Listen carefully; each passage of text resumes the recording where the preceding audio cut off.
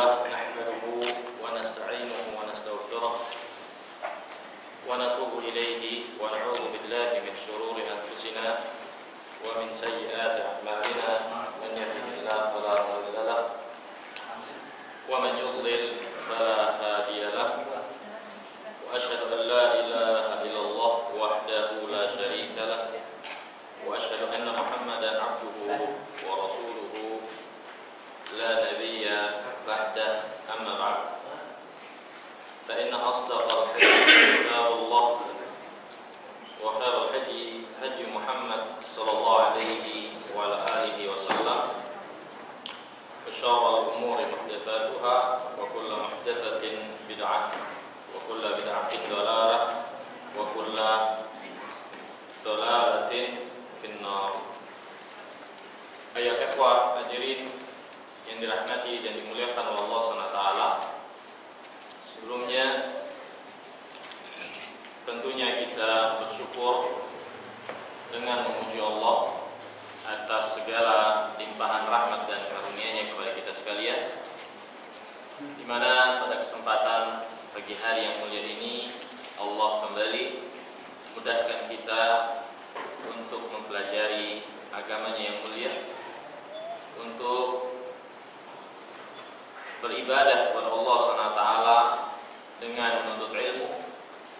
Mudah-mudahan Allah SWT senantiasa memberikan taufik dan hidayahnya kepada kita sekalian, menganugerahkan ilmu yang bermanfaat serta amal yang saleh, yang itu semua adalah kunci dari keselamatan, binasanya atau kebinasaan yang membuat seseorang jatuh ke dalam kesesatan. Hanya dengan ilmu yang bermanfaat dan amal yang saleh, Allah SWT menjaga dan memelihara kita sekalian dari setiap keburukan.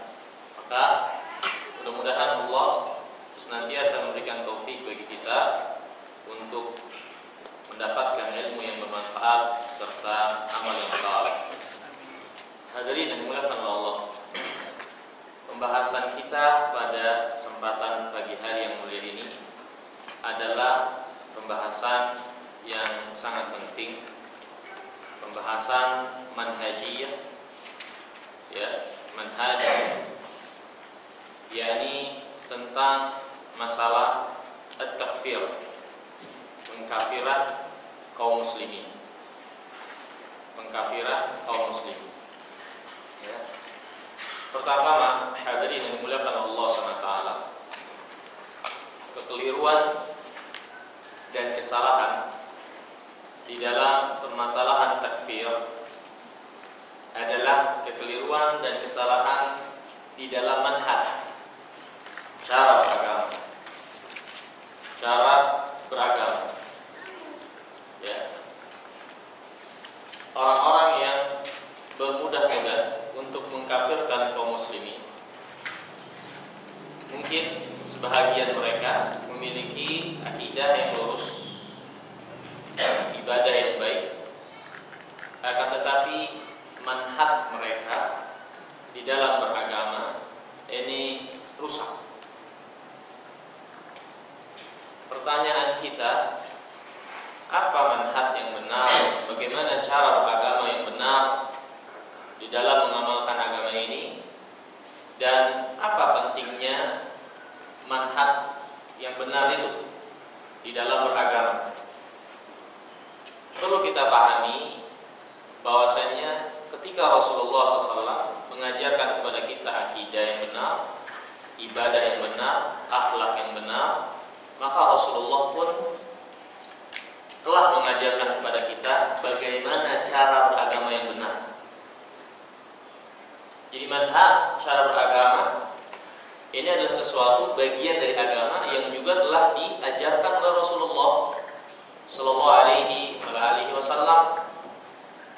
Ya, sebagaimana Nabi yang mulia alaihi wasallam mengajarkan kepada kita akidah, ibadah, muamalah, maka Rasulullah pun telah mengajarkan kepada kita bagaimana sikap, manhaj, cara beragama yang benar. Oleh sebab itulah harus kita ketahui bagaimana sikap dan cara beragama yang benar ini. Sikap cara beragama yang benar itu telah diisyaratkan dan dijelaskan oleh Allah SWT dan Rasul. Di antaranya adalah firman Allah SWT, "Wa man yushaqiqir rasul min ba'di ma tabayyana lahumul huda wa yattabi' ghayra sabilil mu'minin nuwallihi ma tawalla." Kata Allah SWT, barang siapa yang menentang, menyelisihi Rasul setelah datang hidayah kepada mereka, dan mereka mengikuti selain jalannya orang-orang beriman, maka kami akan palingkan kemana dia berpaling, kemana kecondongannya pada kesesatan, maka Allah palingkan dia kepada apa yang menjadi kecondongannya. Firman Allah ini menjelaskan kepada kita sekalian bahwasannya pentingnya mengikuti jalan, cara orang-orang beriman di dalam beragama, bahwasannya penyelisihan terhadap jalan dan caranya orang-orang beriman dalam beragama ini akan membawa kepada kesesatan-kesesatan yang sangat banyak. Dan orang-orang beriman yang dimaksud dalam ayat ini adalah orang-orang beriman yang berjalan di atas keimanan yang benar sebagaimana yang diinginkan oleh Allah dan diajarkan oleh Rasulullah.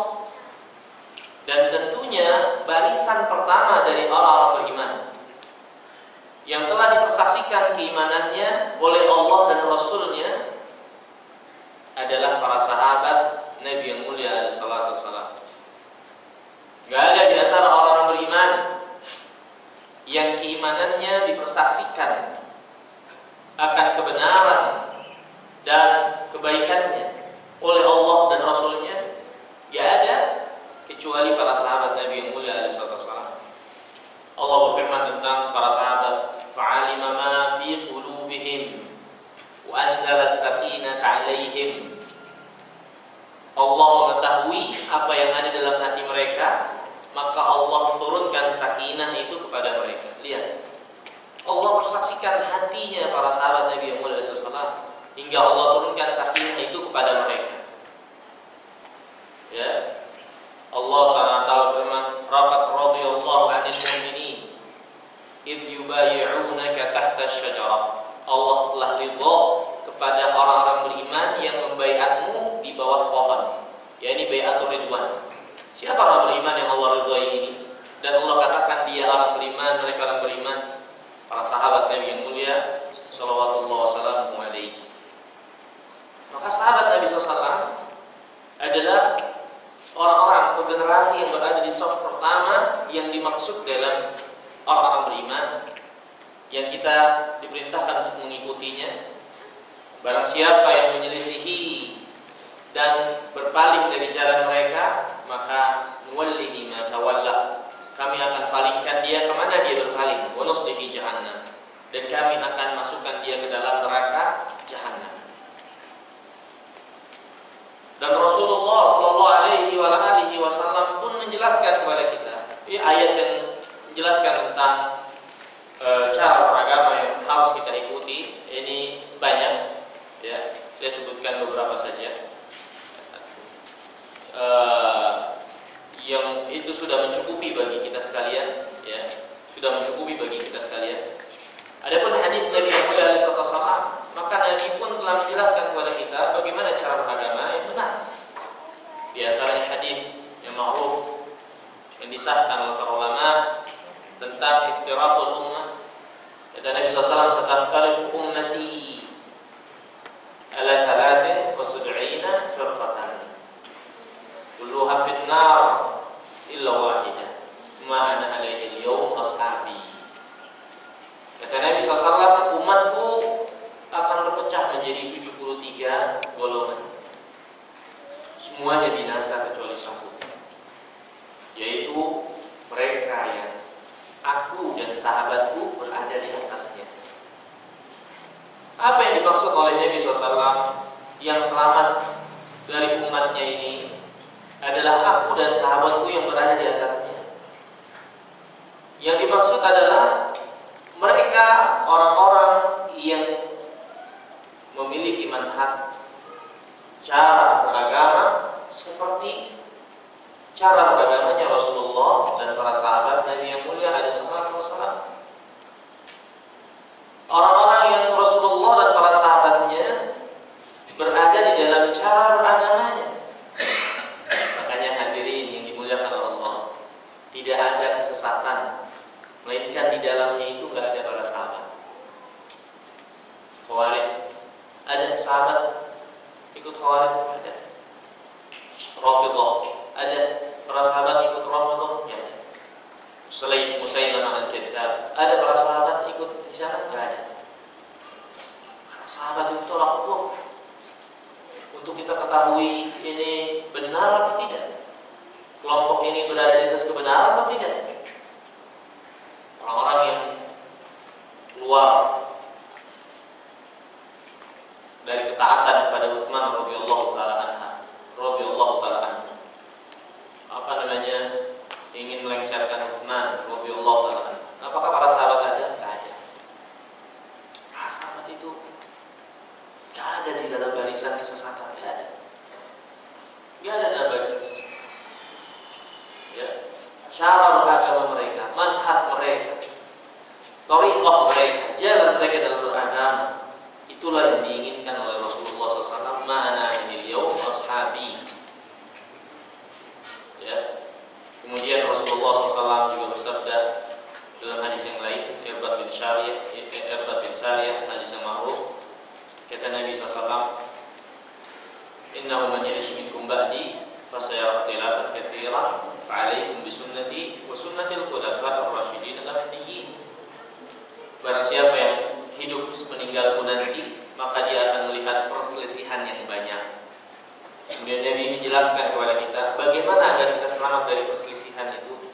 Maka hendaklah kalian berpegang teguh dengan sunnah. Pada hakikatnya, sebetulnya kata para ulama, cukup jika Nabi SAW hanya mengatakan sunnah. Jika seseorang itu mengikuti sunnah dan berjalan di belakang sunnah sesuai dengan kaidah, sesuai dengan aturan syariat, sesuai dengan kaidah-kaidah syariat, cukup. Akan tetapi Nabi SAW memberi penekanan lain, karena di sana banyak orang-orang yang menyandarkan diri mengikuti Al-Quran dan Sunnah, tapi tidak dengan pemahaman yang benar, bukan menurut apa yang diinginkan oleh Al-Quran dan Sunnah. Maka Nabi mengatakan, hendaklah kalian mengikuti sunnahku dan sunnahnya khulafa'ir rasyidin al-mahdiyyin. Mengikuti sunnahku dan sunnahnya, cara beragamanya al-khulafa'ir rasyidin al-mahdiyyin, yakni Abu Bakar, Umar, Utsman, Ali radhiyallahu ta'ala anhum. Ini pun jadi yang sangat jelas bagi kita sekalian, bagaimana Rasulullah SAW mengarahkan kepada kita sekalian, seperti inilah harusnya kita memiliki sikap dalam agama. Cara beragama yang benar itu adalah cara beragama orang-orang beriman. Yang dimaksud orang beriman ini adalah orang yang beriman, yang berada di atas keimanan yang dicintai dan diridhai oleh Allah SWT. Dan gak ada dalam Al-Quran dan hadis Nabi SAW orang beriman yang berada dalam keridhaan Allah dan Rasulnya, kecuali para sahabat Nabi yang mulia SAW berada di saf terdepannya, bahkan disaksikan secara langsung, diturunkan ayat sebagai persaksian dan penetapan akan keimanan mereka. Itulah para sahabat Nabi yang mulia radhiyallahu ta'ala. Maka hadirin yang dimuliakan Allah SWT, tergelinciran di dalam permasalahan takfir adalah ketergelinciran di dalam manhaj cara agama. Ini pokok dasar yang pertama, sebab yang utama hingga tergelincirnya seorang dalam mengkafirkan kaum muslimin. Nah, para ulama menjelaskan pentingnya kita kita memiliki manhaj yang lurus, manhaj yang baik, manhaj yang benar. Apa fungsi, apa pentingnya manhaj ini dalam beragama? Apa pentingnya manhaj ini dalam beragama? Allah mengatakan manhaj itu gambarannya, pentingnya dalam beragama itu ialah ibarat benteng bagi sebuah istana. Ya, semuanya ini bagian dari agama, benteng dan istana ini. Tapi kita berikan permisalan agar mudah dipahami bahwasanya masalah akidah, akhlak, suluk, perangai itu adalah istananya, dan apa yang ada di dalamnya berupa keindahan-keindahannya. Dan benteng ini adalah manhaj. Benteng ini adalah manhaj. Jika seseorang memiliki istana yang bagus dengan isi yang bagus, isinya menarik, kemewahan yang ada di dalamnya, tapi nggak ada bentengnya, kira-kira apa yang akan terjadi bagi istana tersebut? Istana itu akan mudah dirusak. Istana itu cepat atau lambat akan mengalami kekurangan-kekurangan. Istana itu akan mudah diserang bahaya dari luar, sehingga merusak istana, rusak semuanya. Nah, begitu pula permisalan manhaj di dalam agama. Dia ibarat benteng bagi akidah, bagi akhlak, bagi perangai yang amalan-amalan yang ada di dalam Islam. Manhaj itulah yang membentengi. Dan manhaj itu lebih luas cakupannya. Barang siapa yang memiliki manhaj yang benar dalam beragama, maka insya Allah akan menjadi baik apa yang ada di dalam benteng itu. Terjaga apa yang ada di dalam benteng itu, dari akidah, ibadah, muamalah, jika dia memiliki manhaj yang baik, ya, akan terjaga dan terpelihara. Tapi ketika dia tidak memiliki manhaj yang baik dalam beragama, maka seperti yang terjadi, itu akan merusak akidahnya, akan merusak ibadahnya, akan merusak muamalah.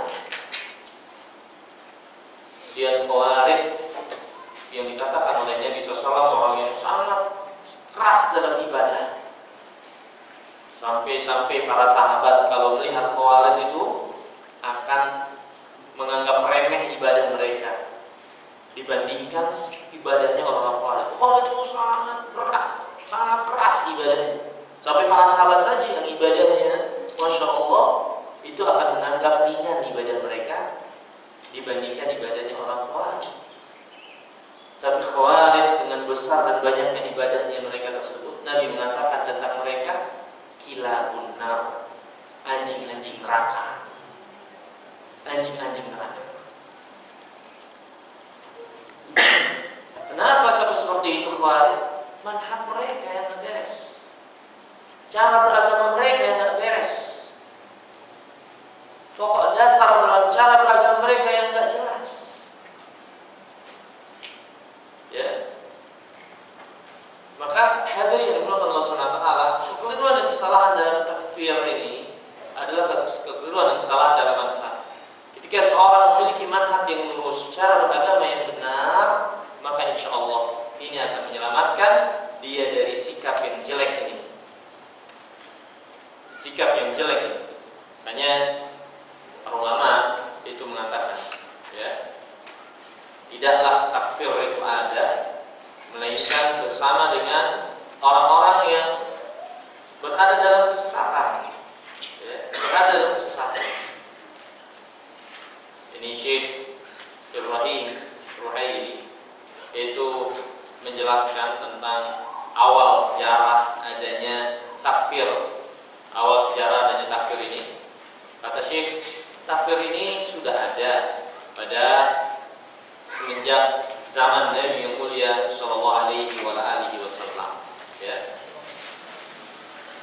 Kata Syekh Ibrahim Ruhaili, tarji'u nash'atu takfir bil dalil ila waqtin mubakkir min tarikh hadhihi ummah. Tumbuhnya pemahaman takfir, pengkafiran kaum muslimin tanpa dalil itu sudah ada, sudah lahir di awal-awal perjalanan dari agama ini. Hatta innal ulama dzakaru anna takfir bidunub wa awwalul bid'ah allati dhaharat fil ummah. Sampai para ulama menyebutkan bahwasanya mengkafirkan kaum muslimin dengan sebab dosa yang mereka lakukan ini adalah bid'ah yang pertama kali yang nampak di tengah-tengah umat ini. Syekhul Islam Ibnu Taimiyah mengatakan walihada yajibul ihtiraz min takfiril muslimin bidunub wal khataya. Fa inna awwala bid'atin dhaharat fil Islam fakafara ahluha al-muslimin wastahallu dima'ahum wa amwalahum. Kata Syekhul Islam Ibnu Taimiyah, oleh sebab itulah wajib atas kita menjaga diri dari mengkafirkan kaum muslimin dengan sebab dosa dan kesalahan yang mereka lakukan. Karena awal bid'ah yang lahir di tengah-tengah Islam adalah bid'ah ini, pengkafiran kaum muslimin. Orang-orang yang berada di atas manhaj ini mengkafirkan kaum muslimin dan menghalalkan darah serta harta kaum muslimin. Menghalalkan darah serta harta kaum muslimin. Ya. Ini jelas sekali bagi kita sekalian hadirin yang dimuliakan Allah Subhanahu wa taala.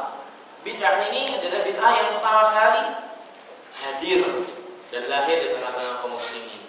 Dan sebab utamanya karena manhaj cara beragama mereka yang keliru dan salah, ya, yang keliru dan salah dalam beragama. Dan tidaklah seorang yang keliru dan salah dalam beragama melainkan ciri mereka adalah saling mengkafirkan satu dengan yang lainnya. Tidak ada orang yang menyimpang dalam manhaj yang benar melainkan di antara perjalanan keagamaan mereka saling mengkafirkan satu dengan yang lainnya. Ya. Ini yang dikatakan oleh Al-Imam Abil Iz Al-Hanafi rahimahullah dalam kitabnya Syarah At-Tahawiyah, famin uyubi ahli bidah takfiru ba'dihim ba'dan wa min mamadih ahli ilm annahum yukhaddi'un wa la yukaffirun. Kata Imam Abil Iz Al-Hanafi, ya, dalam kitabnya Syarah Aqidah Tahawiyah, beliau mengatakan di antara aib kejelekan ahlul bidah, mereka saling mengkafirkan satu dengan yang lainnya. Dan di antara sikap terpuji atau pujian yang ada pada ahlul ilm, mereka itu yukhaddi'un, ya, menyalahkan, la yukaffirun, tidak mengkafirkan. Yang salah mereka katakan salah, tapi mengkafirkan tidak. Ini berkaitan dengan kaum muslimin. Sampai-sampai hadirin yang dimuliakan Allah Subhanahu wa taala berkaitan dengan ahlul bidah sekarang. Para ulama ketika berhadapan, ya, dengan ahlul bidah yang bid'ah mereka adalah bid'ah yang dapat mengeluarkan seseorang dari Islam, tetap tidak mengkafirkan mereka. Contoh kita sekalian, apa yang menjadi sikap Al-Imam Ahmad bin Hanbal radhiyallahu ta'ala rahimahullah. Al-Imam Ahmad pada zamannya terjadi di tengah-tengah umat ini bid'ah munkarah yang berasal dari penguasa memaksa rakyatnya untuk mengatakan Quran itu makhluk. Ini bid'ah kafir. Kalau mengatakan man qala al-Quran makhluk faqad kafar. Barang siapa yang mengatakan Al-Quran makhluk itu telah kafir. Dia telah kufur. Ini banyak akwal mereka yang menetapkan barang siapa yang mengatakan Al-Quran itu makhluk maka dia kafir keluar dari Islam. Tapi Al-Imam Ahmad lihat tatbik amali itu kan nadhariyah, itu pendapat penilaian teori. Tapi bagaimana tatbik amali? Tatbik amalinya di tengah-tengah perjalanan kehidupannya bagaimana? Apakah Imam Ahmad mengkafirkan khalifahnya ketika itu Al-Ma'mun, atau mengkafirkan Ibnu Abi Du'ad yang menjadi musuhnya ketika itu, tokoh dari Mu'tazilah yang mengatakan Al-Quran itu makhluk yang dekat dengan penguasa ketika itu. Apakah Ahmad mengkafirkan mereka semua? Ternyata tidak. Ya, para ulama, ya, teorinya benar, tatbik amalinya benar. Tatbik amalinya benar, karena manhaj mereka lurus. Ya, ahlul bidah terkadang teorinya benar, tatbik amalinya salah. Kayak orang Khawarij, secara teori benar, tapi tatbik amali salah. Ada lagi yang teorinya salah, tatbik amalinya juga pasti salah.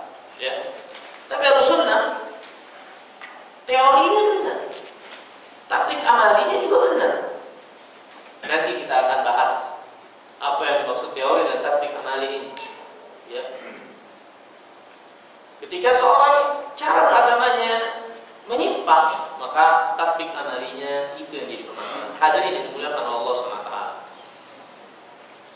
Jika kita mendengar dan melihat atau tapi jangan ya, hendaknya jangan. Ketika takfir, ya, orang yang bermanhaj takfir ini menjelaskan tentang agama din, apalagi menjelaskan tentang iman, menjelaskan tentang kufur, kadang teorinya benar, tapi tatbik amalinya salah. Tatbik amalinya salah.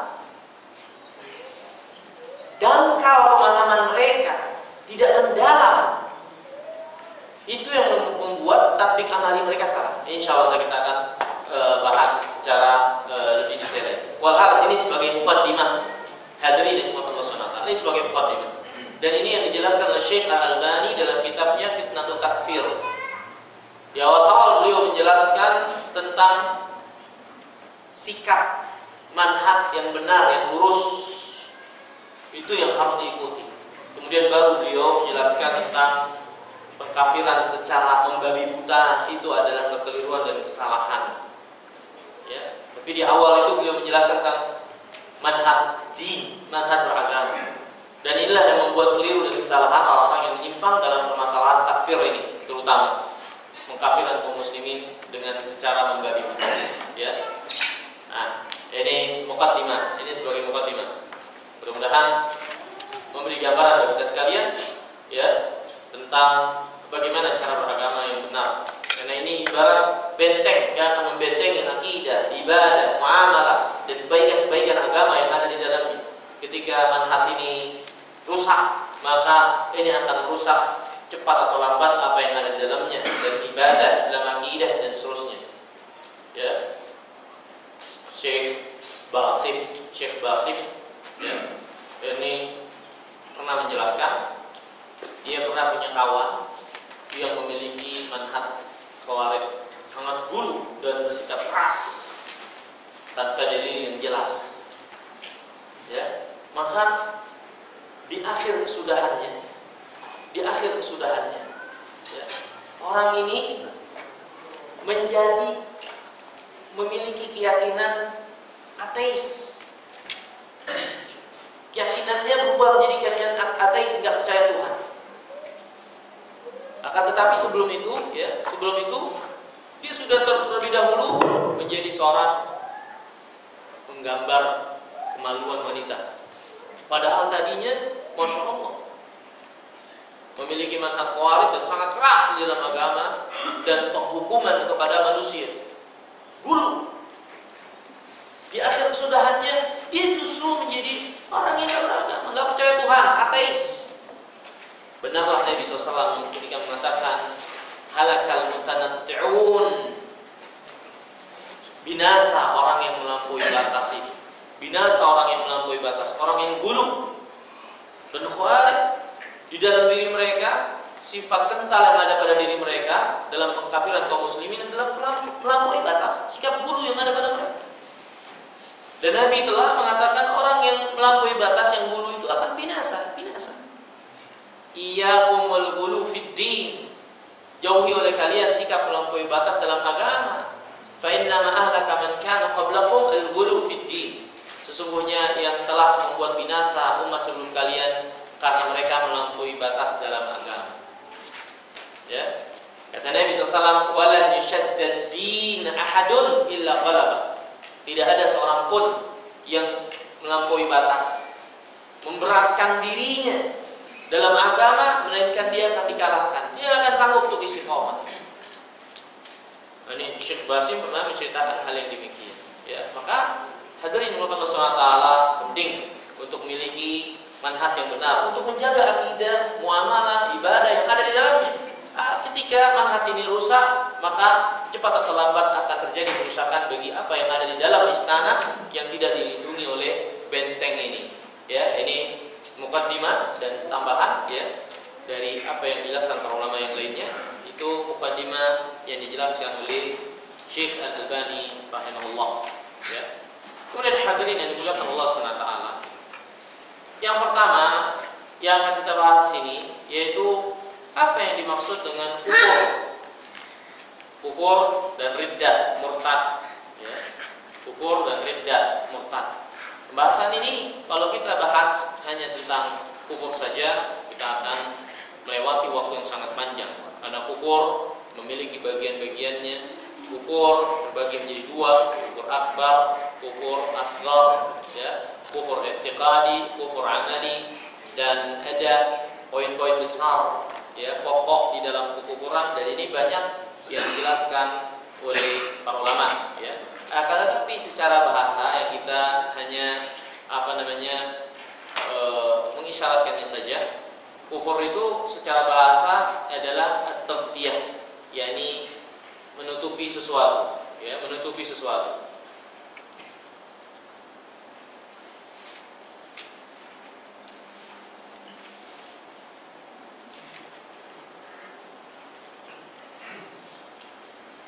Dan orang yang kufur dikatakan kafir li'annahu ghatta qalbahu bil kufur. Karena dia telah menutup hatinya dengan kekufuran. Ya, menutup hatinya dengan kekufuran.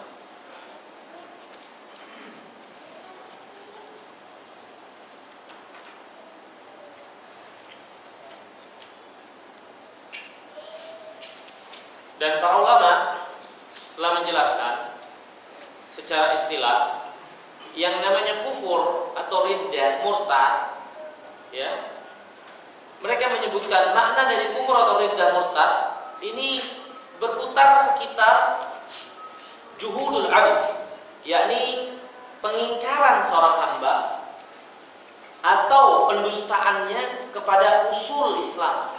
Pengingkaran atau pendustaannya, jadi dia mendustakan terhadap pokok-pokok Islam, ya, terhadap pokok-pokok Islam.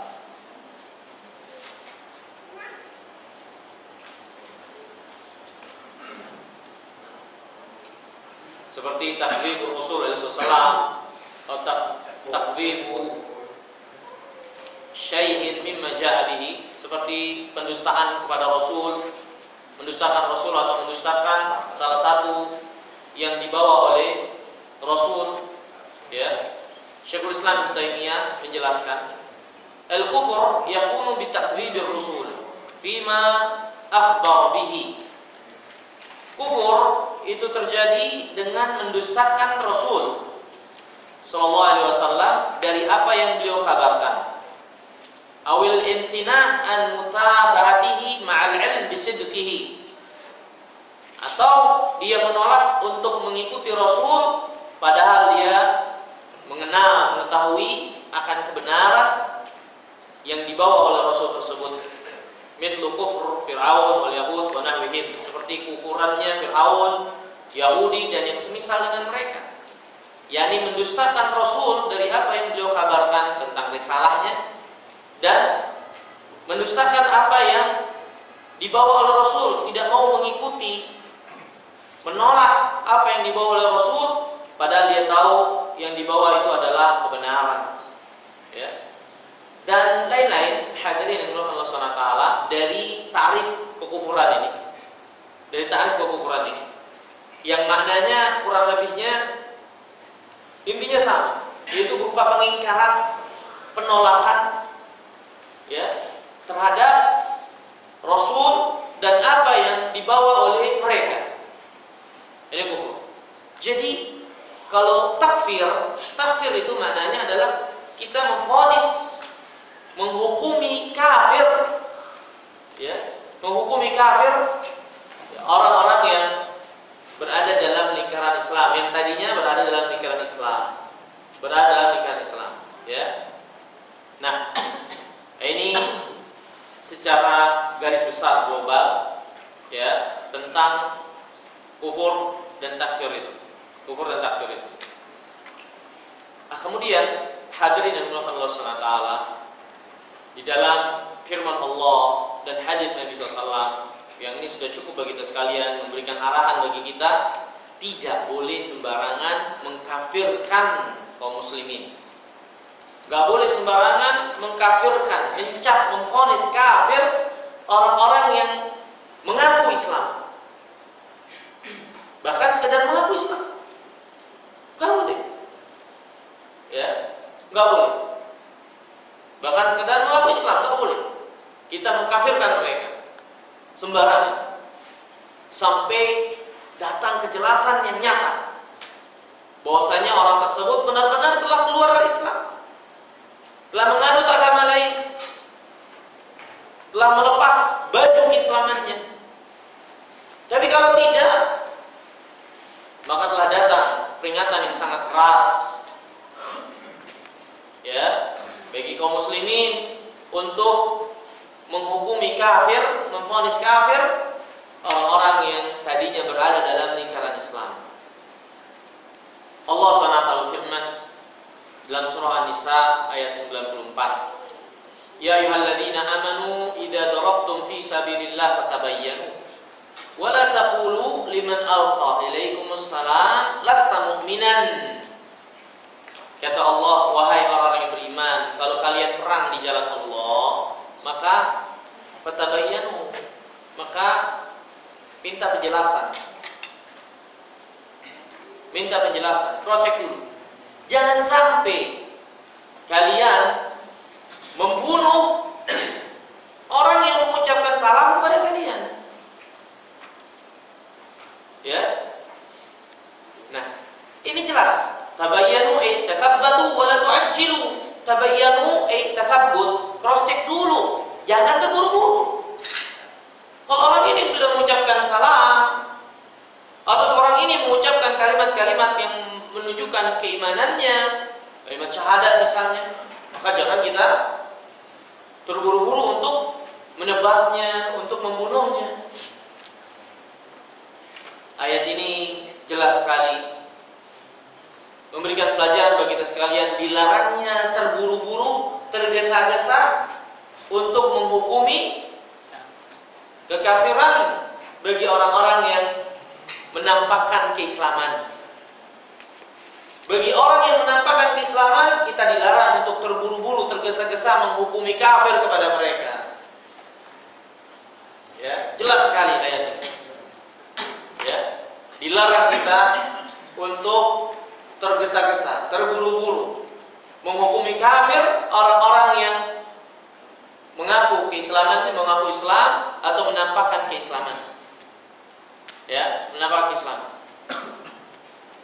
Nabi yang mulia sallallahu alaihi wa alihi wasallam bersabda dalam hadis yang sahih yang diriwayatkan oleh Imam Bukhari dan juga Muslim.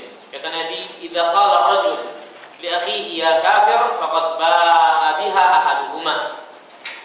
Kata Nabi SAW, kalau seorang berkata kepada saudaranya yang muslim, memanggil saudara muslim, wahai kafir, maka apa yang dia ucapkan itu akan kembali kepada salah satu di antara mereka. Kalau benar saudaranya itu kafir, maka berarti dia benar dalam suruhannya itu. Tapi kalau enggak, maka kekafiran itu kembali kepada dirinya sendiri. Kembali kepada dirinya sendiri. Ya, Nabi bersabda tentang warid yang rukuna minad din kama yamruqu sahmu minar ramiyah. Mereka telah melesat dari agama seperti melesatnya anak panah dari busurnya. Melesat dari agama seperti melesatnya anak panah dari busurnya. Sampai-sampai para ulama bersisi mereka, apakah orang Khawarij ini dapat bertobat atau benar bisa bertobat mereka? Karena mereka telah melesat dari agama.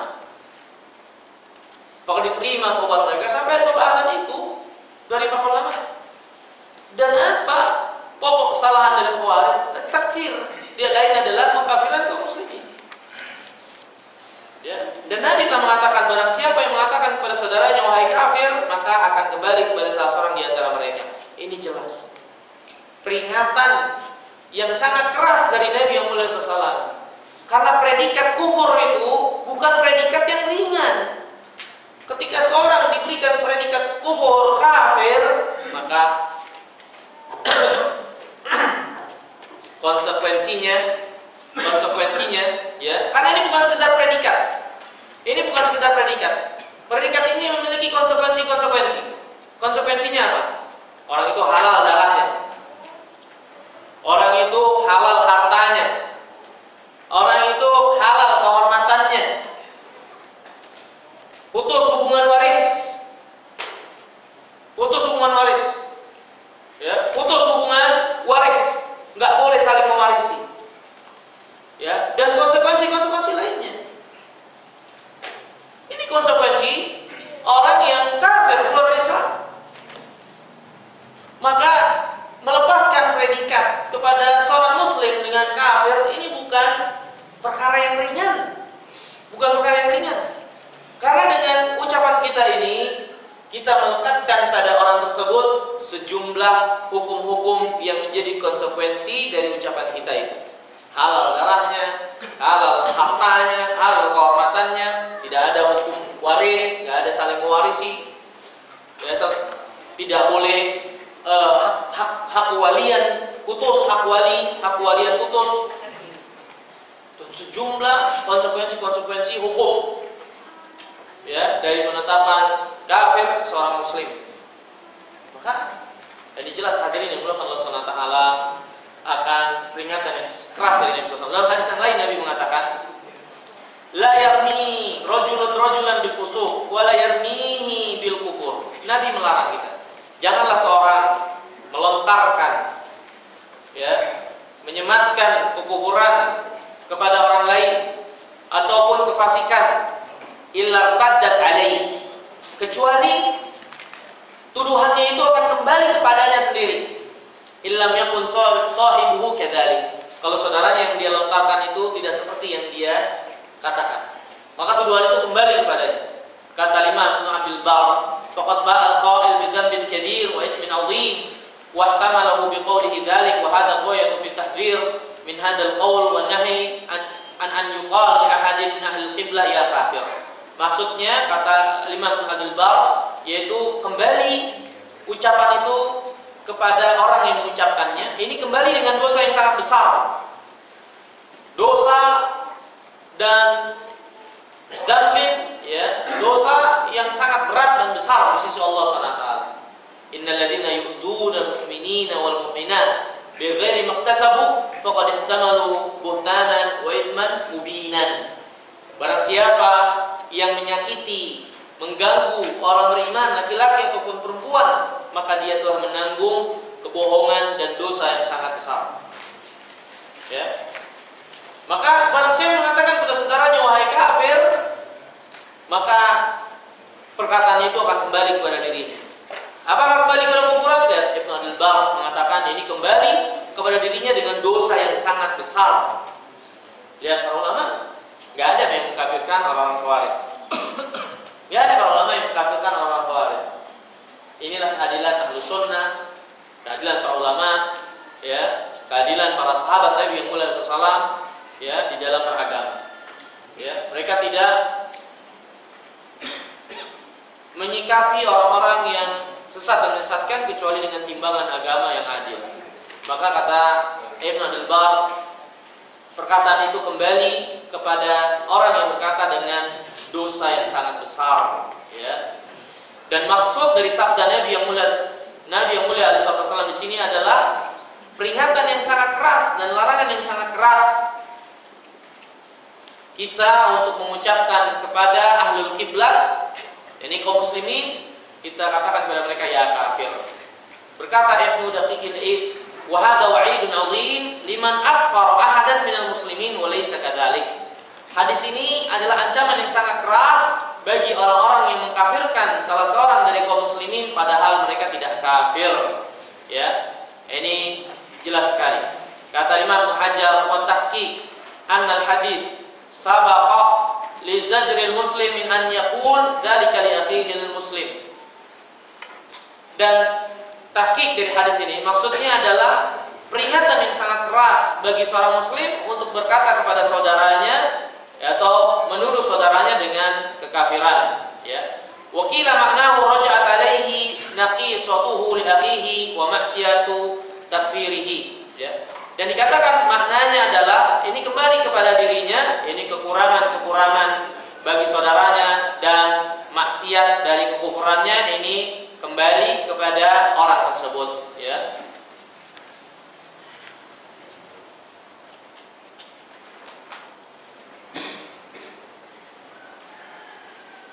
Hadirin yang dimuliakan Allah Subhanahu wa taala, ini di antara dalil, ya. Di antara dalil yang menjelaskan kepada kita sekalian akan peringatan yang sangat keras dari mengkafirkan kaum muslimin, ya. Dalam hadis yang lain Nabi SAW bersabda, "Man qadhafa mu'minan bi kufrin faqad fahuwa kaqatlih." Barang siapa yang menuduh seorang muslim dengan kekufuran, ya, menuduh dia kafir, maka orang ini seperti membunuhnya. Orang ini seperti membunuhnya. Ya, hadirin yang dimuliakan Allah Subhanahu wa taala, kalau kita mengganggu, menyakiti, menuduh kehormatan seorang muslim saja, itu adalah dosa yang sangat besar. Dosa yang sangat besar dan kebohongan yang sangat nyata. Ya. Tuduhan-tuduhan yang enggak benar. Bagaimana kalau yang kita lontarkan dan kita lemparkan itu kekufuran? Tentu lebih jelek lagi. Tentu lebih jelek lagi. Ya. Makanya datang dalam agama ini peringatan yang sangat keras dari perbuatan ini. Ya. Kemudian hadirin yang dimuliakan Allah Subhanahu wa taala, para ulama juga menjelaskan at-takfir hukmun syar'iyyun. Takfir itu adalah hukum syar'i. Ya. Pengkafiran itu adalah hukum syar'i. Yani dia seperti hukum-hukum yang lain dalam agama, wajib, ya, sunat, halal, haram. Maka takfir pun sama seperti itu. Dia juga adalah hukum syar'i. Maka seseorang tidak boleh bermudah-mudah untuk mengkafirkan atau menghukumi kafir kecuali dia memiliki landasan yang jelas, ya. Berkata Syekh Bakar Abu Zaid, salah seorang ulama dari abad ini, ya. Kata Syekh Bakar Abu Zaid, at-takfir hukmun syar'i la madkhala lira'yi al-mujarrad fihi li'annahu min al-masail syar'iyyah la al-aqliyyah idza sara al-qawl fihi min khalisi haqqillah ta'ala la haqqa fihi li ahadin min ibadihi. Yang namanya pengkafiran, menyematkan hukum kafir adalah hukum syar'i, tidak ada tempat bagi akal di dalamnya. Dan ini termasuk permasalahan syar'iyyah, bukan permasalahan akal yang bisa ditetapkan dengan akal. Oleh sebab itulah perkataan tentang pengkafiran ini adalah murni hak Allah Subhanahu wa taala dan tidak ada hak satupun di antara hamba-hambanya untuk menetapkan hukum ini. Fal kafir man kaffarahu Allah taala wa rasuluhu alaihi salatu wasalam la ghair. Yang namanya orang kafir adalah orang yang dikafirkan oleh Allah dan Rasulnya, bukan yang lainnya. Ya, ini jelas perkataan para ulama. Dan juga hadirin yang dimuliakan Allah Subhanahu wa taala, Syekh Bakar Abu Zaid juga menjelaskan, dan ini penjelasan para ulama yang lain. Ketika takfir ini adalah hukum syar'i, tidak ada yang boleh kita mengkafirkan kecuali apa yang dikafirkan oleh Allah Subhanahu wa taala dan Rasulnya yang mulia alaihi salatu wassalam. Maka penting juga kita ketahui dan kita tekankan di sini, ya, bahwasanya yang berhak untuk menghukumi kafir adalah para ulama, ya, bukan kaum muslimin secara umum atau salah seorang di antara mereka. Kata Syekh Bakar Abu Zaid, isdarul hukum bit takfir la yakunu li kulli ahadin min ahadin nas. Ya, sumber penetapan penghukuman kekafiran tidak bisa ditetapkan dan berasal dari siapapun di antara manusia, au jama'atihim, atau jamaah kelompok-kelompok mereka. Wa innama maradul isdar ila ulama ar-rasikhin fil ilmi syar'i al-mashhud lahum. Akan tetapi sumber dalam penetapan pengkafiran ini adalah para ulama yang mendalam ilmunya dalam ilmu syar'i dan dipersaksikan akan kebaikan mereka, ilmu mereka, kesolehan mereka, keimaman mereka, keulamaan mereka dipersaksikan oleh para ulama yang lainnya. Nah, ini jelas hadirin Allah Subhanahu wa taala. Ya. Jelas sekali bahwasanya perkara pengkafiran itu bukan perkara yang mudah, bukan perkara yang ringan. Dia adalah hukum syar'i yang penetapannya harus berdasarkan apa yang ditetapkan oleh Allah dan Rasulnya, berdasarkan dalil yang jelas. Tidak ada yang kafir kecuali yang dikafirkan oleh Allah dan Rasulnya. Dan kemudian sumber untuk penyematan hukum, keputusan hukum, ya, bukan diserahkan kepada sembarangan dari manusia atau pribadi-pribadi mereka atau kelompok-kelompok di antara manusia, bukan. Tapi sumber untuk penetapan kekafiran, penyematan kafir adalah para ulama yang mendalam di dalam ilmunya dan dipersaksikan keilmuan dan keimaman, keulamaan mereka oleh umat dan oleh para ulama yang selevel dengan mereka. Kalau ini sudah kita ketahui jelas, aman, sehingga menutup pintu bagi diri kita untuk bermudah-mudah mengkafirkan orang lain. Siapa kita? Di mana kedudukan kita? Ya, inilah kedangkalannya orang-orang Khawarij dalam pemikiran. Yang benarlah sabda Nabi SAW, yaqra'una al-Quran la yujawizu hanajirahum. Mereka baca Quran, tapi Quran itu tidak melebihi tenggorokan mereka. Baca tapi nggak paham. Tatbik aplikasinya yang salah.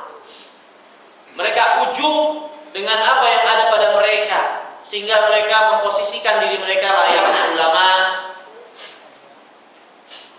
Memposisikan diri mereka layaknya ulama.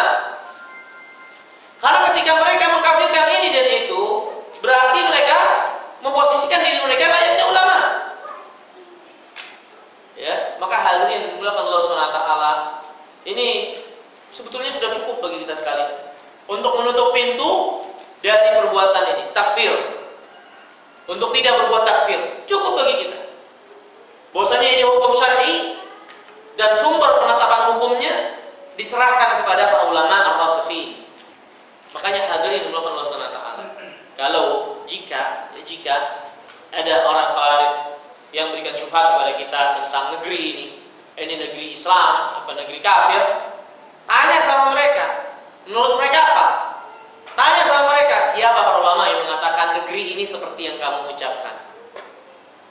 Adakah Syekh Saleh Utsaimin mengatakan itu? Adakah Syekh bin Baz mengatakan itu? Adakah Syekh Albani mengatakan itu?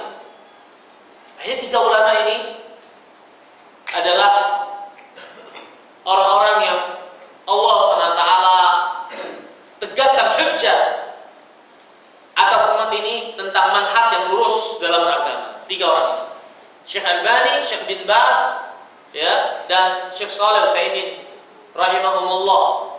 Tiga orang ini adalah orang yang menjadi panutan, dan pandangan mereka adalah pandangan yang menjadi pandangan kaum muslimin yang berada di atas manhaj yang hak. Ya, mungkin mereka membawakan aqwal ulama-ulama, ya, ini mereka ini orang Khawarij yang mengkafirkan ini bawa aqwal ulama. Tapi perlu kita pahami, yang mereka bawa dari perkataan itu sifatnya umum. Nggak ada. Coba tanya, mana para ulama yang mengatakan Indonesia negeri kafir, negara kafir? Mana yang mengatakan? Nggak ada. Syekh Albani mengatakan,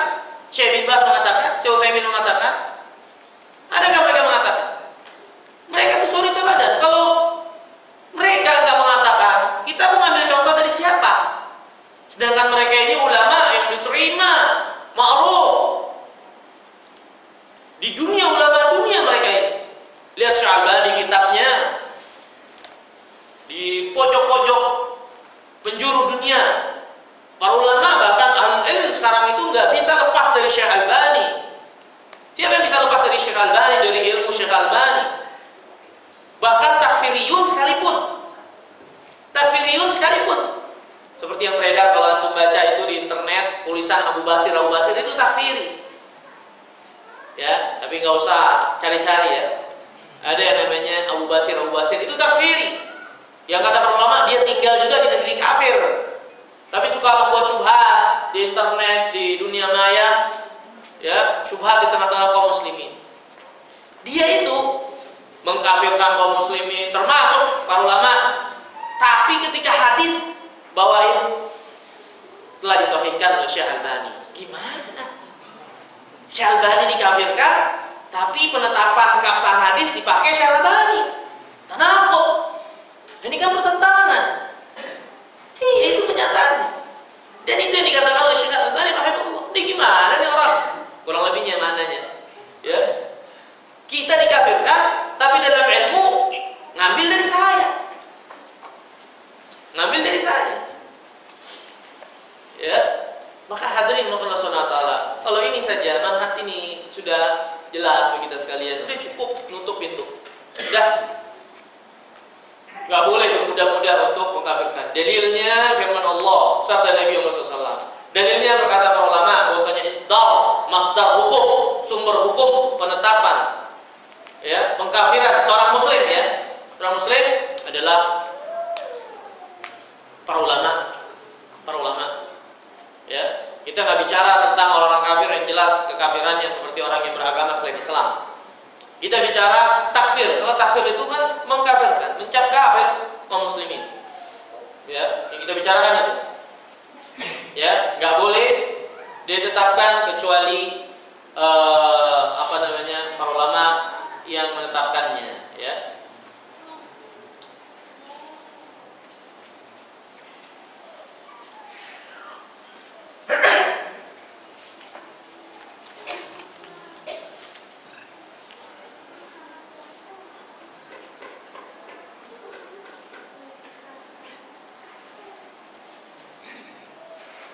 Berkata Syekhul Islam Ibnu Taimiyah, ini perkataan yang masyhur, ya. Falaisa li ahadin an yukaffir ahadan minal muslimin. Tidak boleh bagi siapapun juga mengkafirkan satu orang pun dari kaum muslimin. Wa in akhta'a wa ghalat hatta tuqam alaihi al-hujjah wa tubayyin lahu al-mahajjah wa man thabata imanuhu biyaqinin lam yazul dalika anhu bisyaq bal yazal illa ba'da iqamatil hujjah wa izalatus syubhah. Nah, ini perkataan yang sangat jelas sekali, terutama bagi orang-orang yang katanya membawakan perkataan Syekhul Islam Ibnu Taimiyah akan pengkafiran kaum muslimin secara umum. Bohong. Itu bukan yang dimaksud oleh Syekhul Islam Ibnu Taimiyah. Ini lihat perkataan Syekhul Islam. Ya, beliau itu tidak mengkafirkan kaum muslimin secara umum, tidak mengkafirkan kaum muslimin orang per orang, apalagi beliau mengatakan seperti ini. Tidak boleh bagi seorang untuk mengkafirkan siapapun juga dari kaum muslimin, enggak boleh. Ya. Walaupun kaum muslimin itu salah atau tergelincir. Misalnya ada kaum muslimin yang salah atau tergelincir, maka enggak boleh ada siapapun juga yang mengkafirkan kaum muslimin ini. Ya. Hatta tuqam alaihil hujjah, sampai ditegakkan hujjah atas kaum muslimin ini yang salah ini. Sekarang pertanyaannya, siapa yang bisa menegakkan hujjah? Wa tubayyin lahul mahajjah, dan dijelaskan baginya alasannya kenapa. Siapa yang bisa menjelaskan itu? Apakah kita? Apakah orang awam dari kaum muslimin? Maksud Syekhul Islam seperti ini contohnya. Misalnya ada seorang muslim melakukan kesalahan, kekeliruan, maka nggak boleh kita terburu-buru untuk mengkafirkan sampai jelas alasan kenapa dia berbuat seperti itu dan ditegakkan hujjah atas orang itu. Permasalahannya, siapa yang bisa menegakkan hujjah? Apakah kita? Apakah menegakkan hujjah itu cukup sekedar membawakan ayat? Apakah menegakkan hujjah itu cukup sekedar membawakan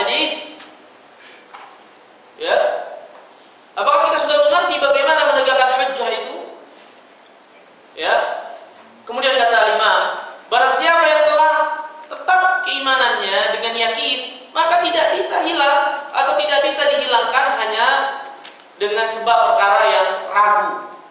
Ini kita kan nggak punya keterangan yang jelas untuk mengkafirkan dia, maka keimanan dia, keislaman dia yang sudah jelas, ini nggak bisa hilang dengan sebab keraguan kita. Paham maksudnya?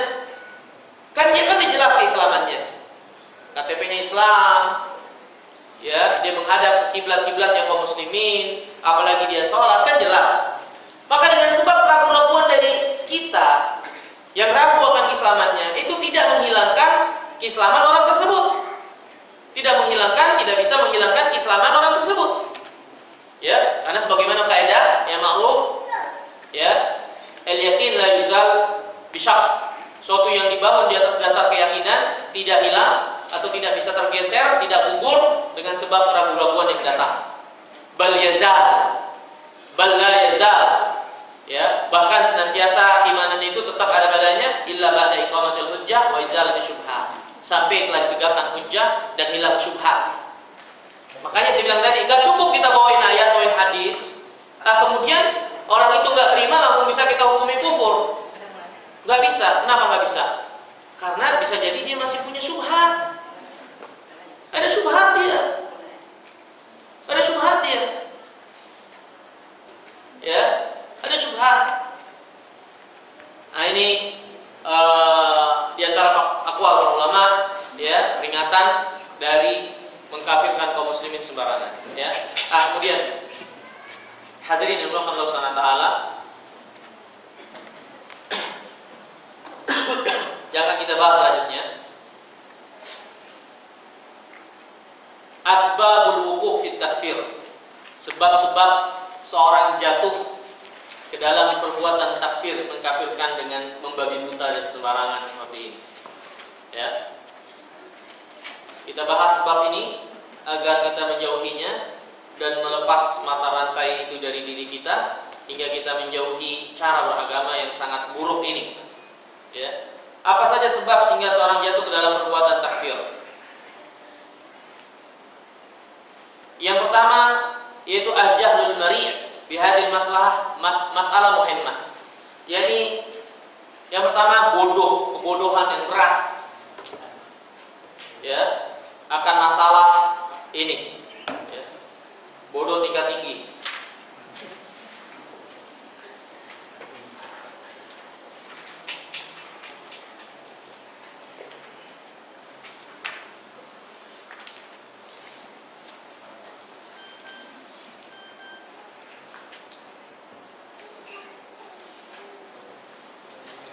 Allati hiya minal masail daqiqah allati la yuhsinuha ila ulama alladziina lahum dirayah fi fahmi adillatil wahyi wa tamyiz baina sahihiha wa dha'ifiha kama yufarriquna bima atahumullah min ilmin baina mutasyabihat lafdhan. Ini karena bodoh dalam masalah ini sehingga akhirnya mereka terjatuh dalam perbuatan takfir. Di antaranya mereka nggak bisa bedain antara yang namanya kufur itu, ya, terutama dalam masalah pengkafiran, ya, penetapan kafir kepada seorang muslim. Siapa yang berhak untuk menetapkan, ya. Kemudian mereka juga bodoh akan hukum dari sebuah perbuatan yang dilakukan oleh manusia. Bagaimana bisa mengeluarkan orang tersebut dari agama, ya? Apa sebab-sebab orang itu sehingga akhirnya bisa keluar dari agama? Apa sudah hilang mawani', penghalang-penghalang hingga orang ini bisa dikatakan keluar dari agama? Apakah orang ini sudah sempurna syarat-syarat sehingga jelas bisa dikatakan orang ini keluar dari agama? Maka tidak mengerti permasalahan ini yang sangat rinci yang dijelaskan oleh para ulama, maka dia bermudah-mudah dalam takfir. Ya, hadirin Allah Subhanahu wa taala, sekali lagi yang sangat terpenting yang ingin dituju dalam pembahasan kita ini adalah untuk memberikan peringatan bagi kita sekalian dari sikap pengkafiran ini yang sangat buruk dan akan mendatangkan keburukan bagi Islam dan kaum muslimin. Ya, bukan maksud dari pembahasan ini, ya, secara khusus adalah rincian-rincian bagaimana kita bisa menjatuhkan seseorang itu hingga menjadi kafir. Bukan maksudnya. Karena kalau pembahasannya itu nanti ada bab yang lainnya, dan itu memerlukan konsentrasi dan juga pemahaman yang baik, ya. Intinya yang ingin dituju dari pembahasan kali ini, dan mudah-mudahan Allah menyampaikan kita dari apa yang kita tuju, dan Allah berikan kelebihan dari rahmat dan karunia-Nya, ini agar kita memberi peringatan bagi kita sekalian akan sikap yang tidak benar ini, pengkafiran kaum muslimin secara membabi buta. Dan kita mengetahui secara umum, secara global, gambarannya, ya, bagaimana permasalahan yang sebenarnya dalam takfir itu. Itu maksud dan tujuan dari pembahasan ini, ya. Nah, sebab utama dari orang yang mengkafirkan kaum muslimin ini adalah kejahilan yang besar, ya, jahil yang sangat besar. Wal mubadarah ila takfir inama taglib ala tiba' man yaglib alaihimul jahal. Kata para ulama, orang yang terburu-buru dalam mengkafirkan, maka ini adalah sebab tabiat yang ada pada diri mereka, yaitu kejahilan, ya. Orang yang berbuat kekufuran, kita nggak tahu. Dia tahu belum itu kufurnya kufur akbar atau kufur asghar, itu i'tiqadi atau amali. Dia sudah bisa belum membedakannya itu, ya. Itu kan harus dirincikan dulu. Kejahilan dan tidak mendalam dalam masalah ini sebab utamanya. Di antara contoh sifat yang sangat jelas yang menunjukkan sebab dari pengkafiran ini adalah kejahilan, yaitu sabda Nabi yang mulia SAW.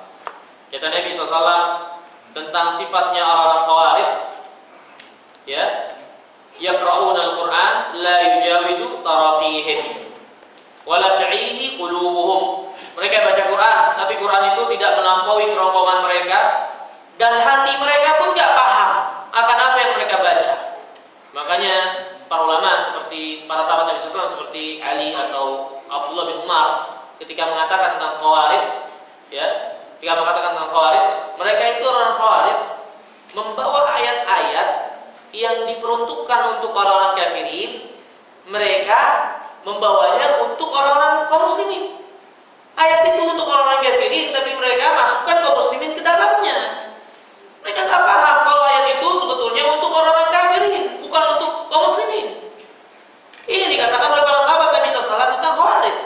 Mereka bawain ayat, bawakan firman Allah SWT, tapi nggak ngerti. Contoh misalnya, mereka nggak mengerti tentang ayat, tentang asbabun nuzul, tentang tafsilat, rincian dari ayat, termasuk bahasa.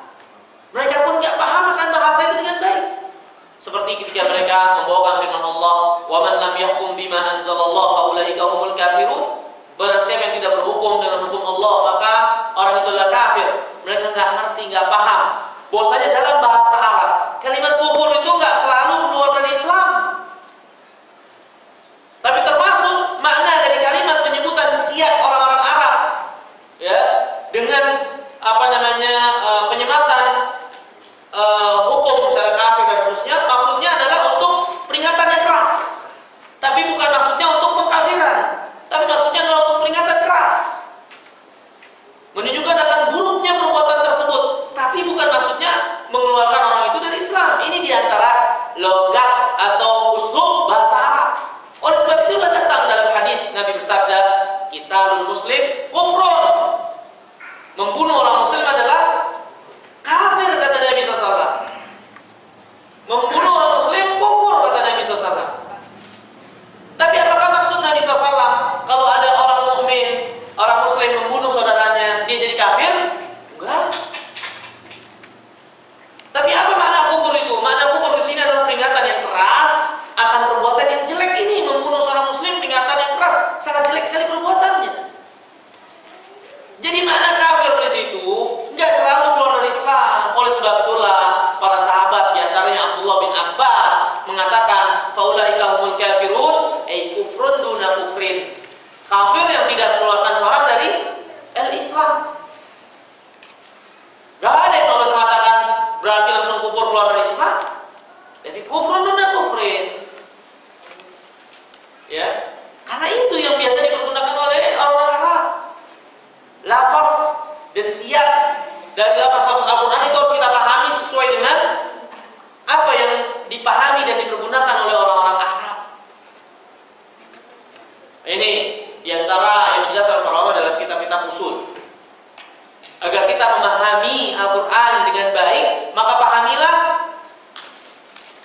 dengan bahasanya orang-orang Arab.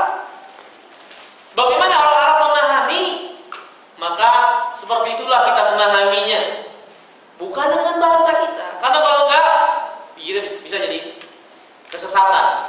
Dan itu diantara sebab yang membuat orang-orang yang tergelincir dari pemahaman yang benar, karena mereka tidak memasuki rumah dari pintunya. Tidak memasuki rumah dari pintunya.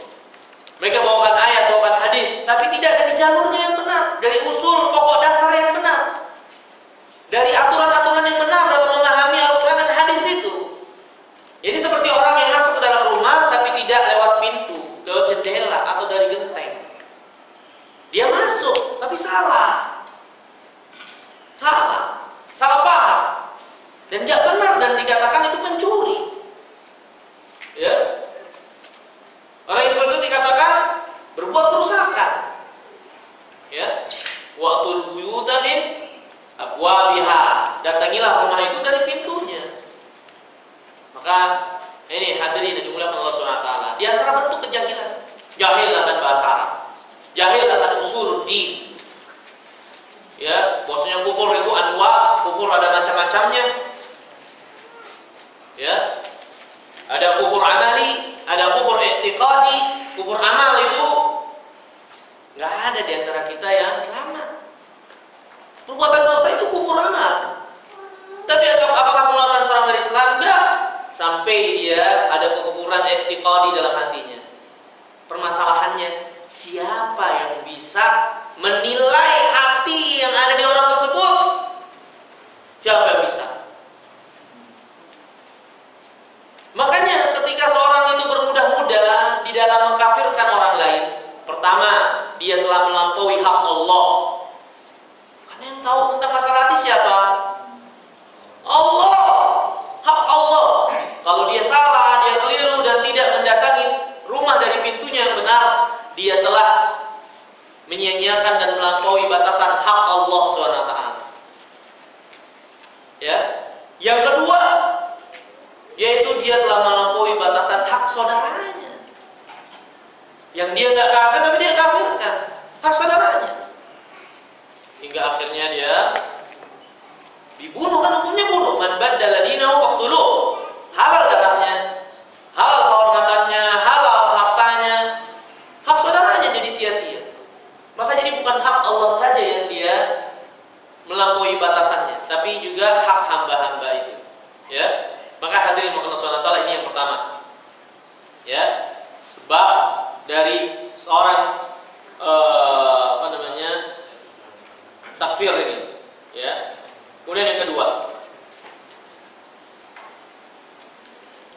ittiba'ul hawa, mengikuti hawa nafsu. Ya.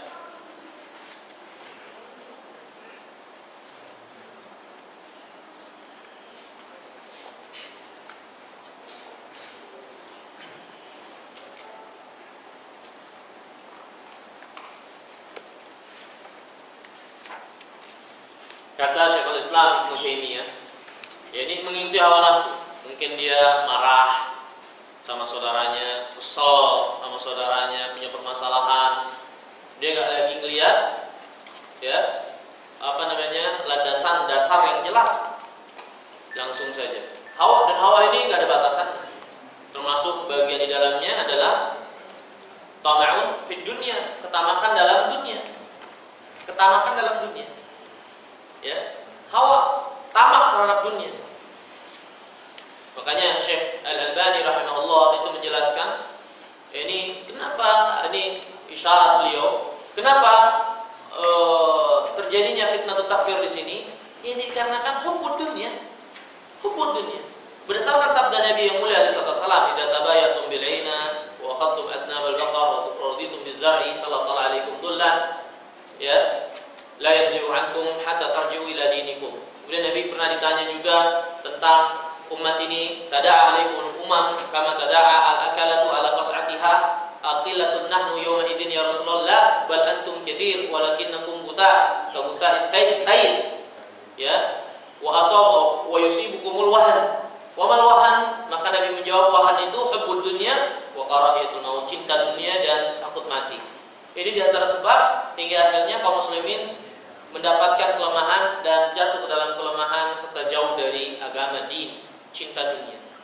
Dan ini yang disyaratkan oleh para ulama yang lain seperti Syekhul Islam Ibnu Taimiyah dan yang lain dari para ulama, ya, orang Khawarij, ya, ketika mereka mengkafirkan kaum muslimin, berontak keluar dari penguasa kaum muslimin, pemerintah kaum muslimin, maka ketahuilah bahwasanya mereka memiliki ada dalam diri mereka sesuatu yang mereka sembunyikan dari niat-niat jelek, yaitu cinta dunia, harta yang mereka inginkan, kedudukan. Mana dalilnya hadis Zulkhuwaisirah, yakni cikal bakal Khawarij yang sudah ada pada zaman Nabi SAW. Ketika Nabi membagikan harta rampasan Hunain, maka Zulkhuwaisirah berkata kepada Rasulullah, "I'dil ya Rasulullah," bersikap adil wahai Rasulullah. Jadi Nabi membagikan pembesar-pembesar, dia nggak dapat nih Zulkhuwaisirah. Sehingga dia mengatakan, "Wah, berbuat adil lah wahai Rasulullah." Maka berdasarkan hadis ini kata ulama, ini ada sesuatu yang disembunyikan dari orang Khawarij ketika mereka beragama dengan agama yang mereka jalani ini, yaitu apa? Al-mal, harta. Ada yang mereka tuju, harta, dunia yang mereka inginkan. Zulkhuwaisirah tidak dapat bagian dari ghanimah, sehingga dia menuduh Nabi SAW nggak adil. Coba kalau dia dapat, tentu dia tidak akan mengatakan hal itu. Nah, dan ini diantaranya disebutkan oleh para ulama, hawa nafsu. Nafsu bagian dari hawa nafsu, ketamakan akan dunia. Kata Syekhul Islam, wa minal bid'ah al-munkarah takfiru ta'ifat ghairuha min at-tawa'if al-muslimin wa istihlal dimaihim wa amwalihim. Hadha halu 'amati ahli al-bid'ah alladziina yukaffiru ba'dhum ba'dhan. Dan di antara bid'ah yang munkar, yaitu pengkafiran sebuah kelompok bagi kelompok yang lainnya dari kelompok kaum muslimin dan menghalalkan darah serta harta mereka. Ini adalah keadaan keumuman dari ahlul bid'ah yang saling mengkafirkan satu dengan yang lainnya. Wa haula minal ladzina qala lahumullahu fihim, dan mereka ini adalah orang yang masuk ke dalam firman Allah, innal ladzina farraqu dinahum wa kanu syi'an lasta minhum fi syai'. Sesungguhnya orang-orang yang memecah belah agamanya dan mereka menjadi berkelompok-kelompok, sungguh engkau wahai Muhammad tidak termasuk bagian dari mereka. Dan berkata Syekhul Islam, man idda'a da'wa wa atlaqa fiha inanal jahl mukhalifan fiha li jami'ihal ilm thumma ma'a mukhalafatihim yuridu an yukaffir wa yudallil man lam yuwafiqhu fa hadha min a'dhami ma yaf'aluhu kullu jahulin, kullu jahulin. Kata Syekhul Islam, barang siapa yang mengaku-ngaku, dan menyematkan kejahilan bagi orang-orang yang menyelisihinya dari para ulama, kemudian mereka mengkafirkan dan menyesatkan orang-orang yang tidak sesuai dengan ra'yunya, maka ini adalah apa yang biasa dilakukan oleh orang-orang yang jahil dan orang-orang yang sesat dan menyesatkan. Mereka mengikuti hawa nafsunya karena orang-orang tersebut tidak sesuai dengan apa yang mereka inginkan. Tidak sesuai dengan apa yang mereka inginkan. Tidak sesuai dengan hawa nafsunya. Sehingga akhirnya mereka menyesatkan dan mengkafirkan orang-orang yang berseberangan dengan mereka. Ini sebab yang kedua, ittibaul hawa.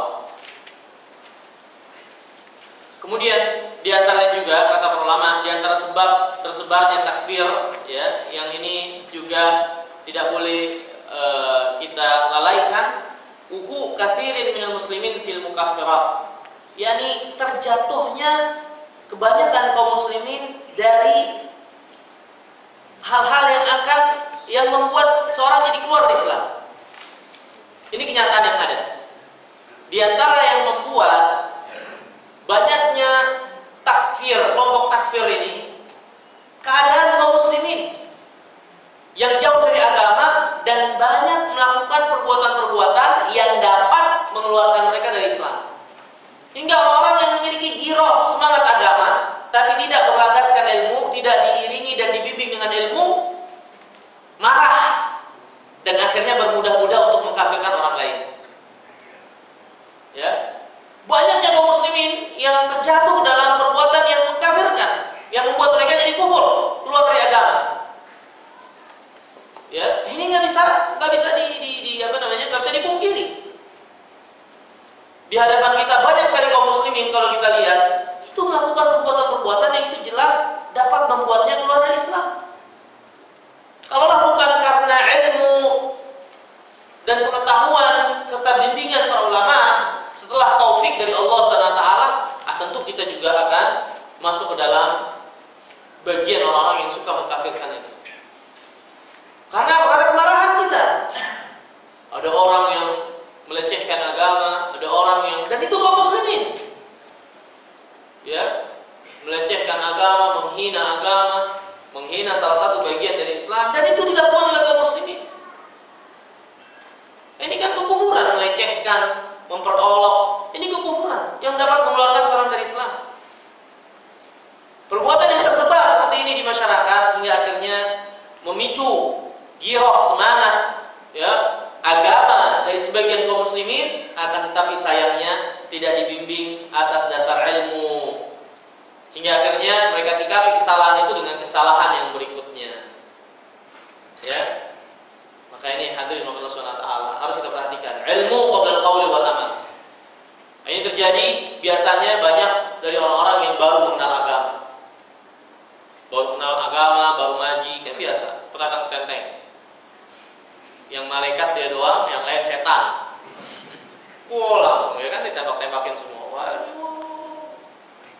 Kalau dia udah mendalam ilmunya, dia belajar sedikit lagi, dia udah sampai meningkat, dia bisa tahu bahwasanya iya betul itu salah. Tapi bagaimana cara menyikapi orang itu yang salah?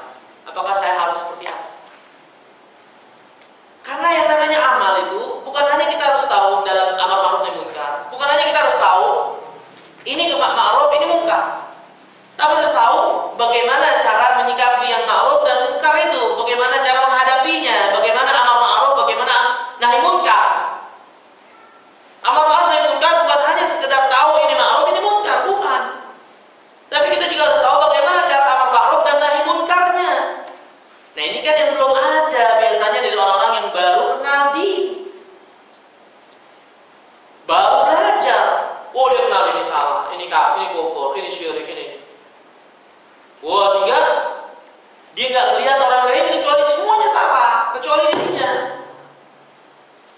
Harusnya yang dia ketahui berikutnya bagaimana cara menyikapi kesalahan ini.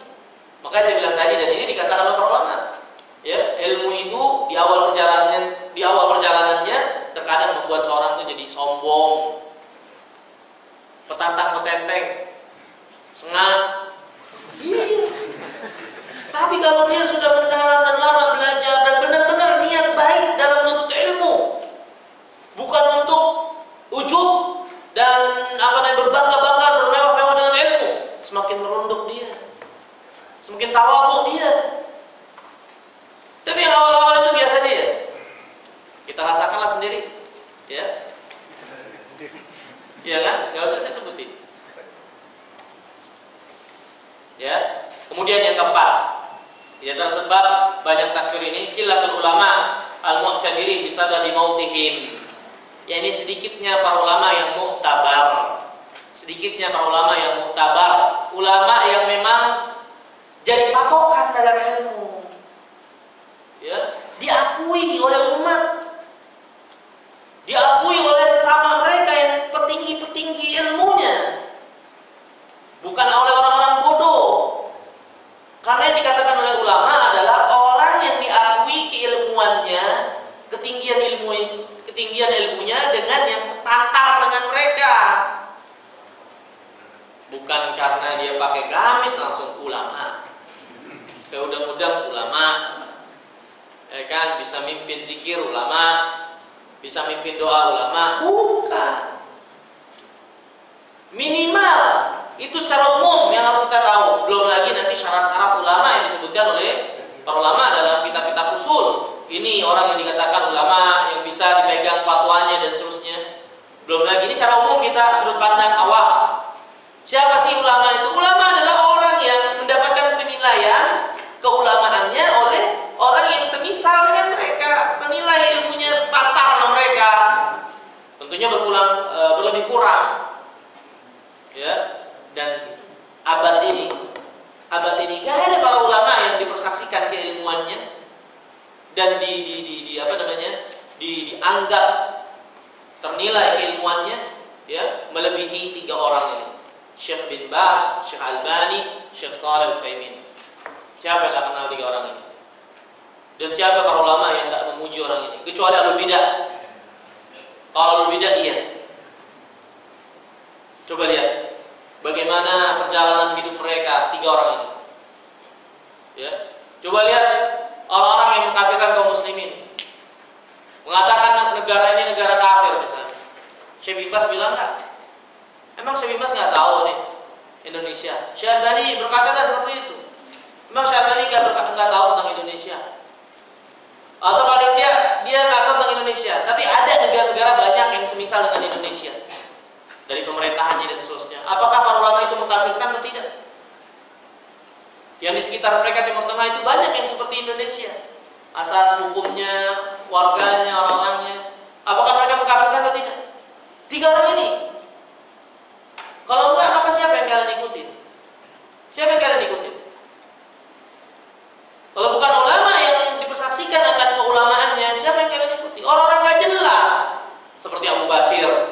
Bukan Abu Bakar Basir ya, Abu Basir yang tinggal di negeri kafir, yang nggak jelas agamanya, dinulis dilemparkan ke dunia maya, dan itu menjadi makanan orang-orang yang memiliki pemikiran takfir ini, ya.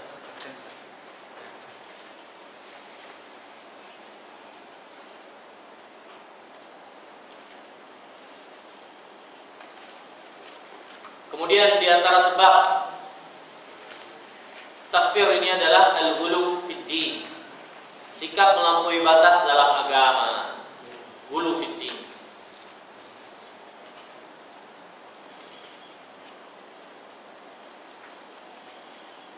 Ghulu fid din, ya, melampaui batas dalam agama.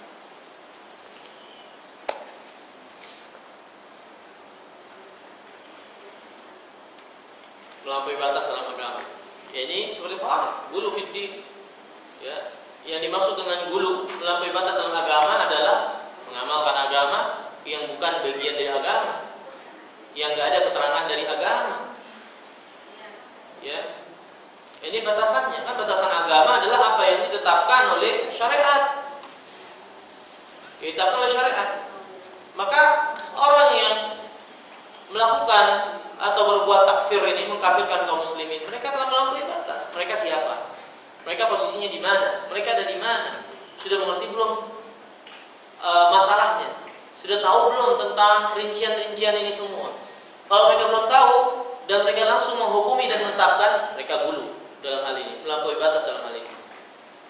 Ya. Kemudian yang keenam, intishar hadhihi dhahara baina man 'urifa salahuhu wa istiqamatu sulukihi, yakni tersebarnya pemikiran yang jelek ini pada diri orang-orang yang nampak kesolehannya, nampak soleh. Ya, ini yang akhirnya membuat tertipu. Ini yang akhirnya membuat tertipu. Masa dia salah, kita lihat orangnya khusyuk, orangnya ibadahnya baik. Ya, seperti orangnya pinter. Ya, pinter itu nggak ngejamin orang itu nggak sesat. Iya, pinter nggak jamin orang itu nggak sesat. Sesat atau tidaknya seorang anugerah Allah SWT. Tolak ukurnya bukan kepintaran, timbangannya Al-Quran dan Sunnah. Ya, Aman Abdurrahman kumlot, sekolah di Libya. Kumlot tahu kan? A semua nilai kumlot. Saya pernah dapetin di Mahat, seorang perempuan mengikuti pemikiran takfir ini, ya, dari buku-bukunya Imam Samudra apa semua gitu. Hafal Quran, si muda hafal Quran, semangat biraga. Ya, jadi banyaknya yang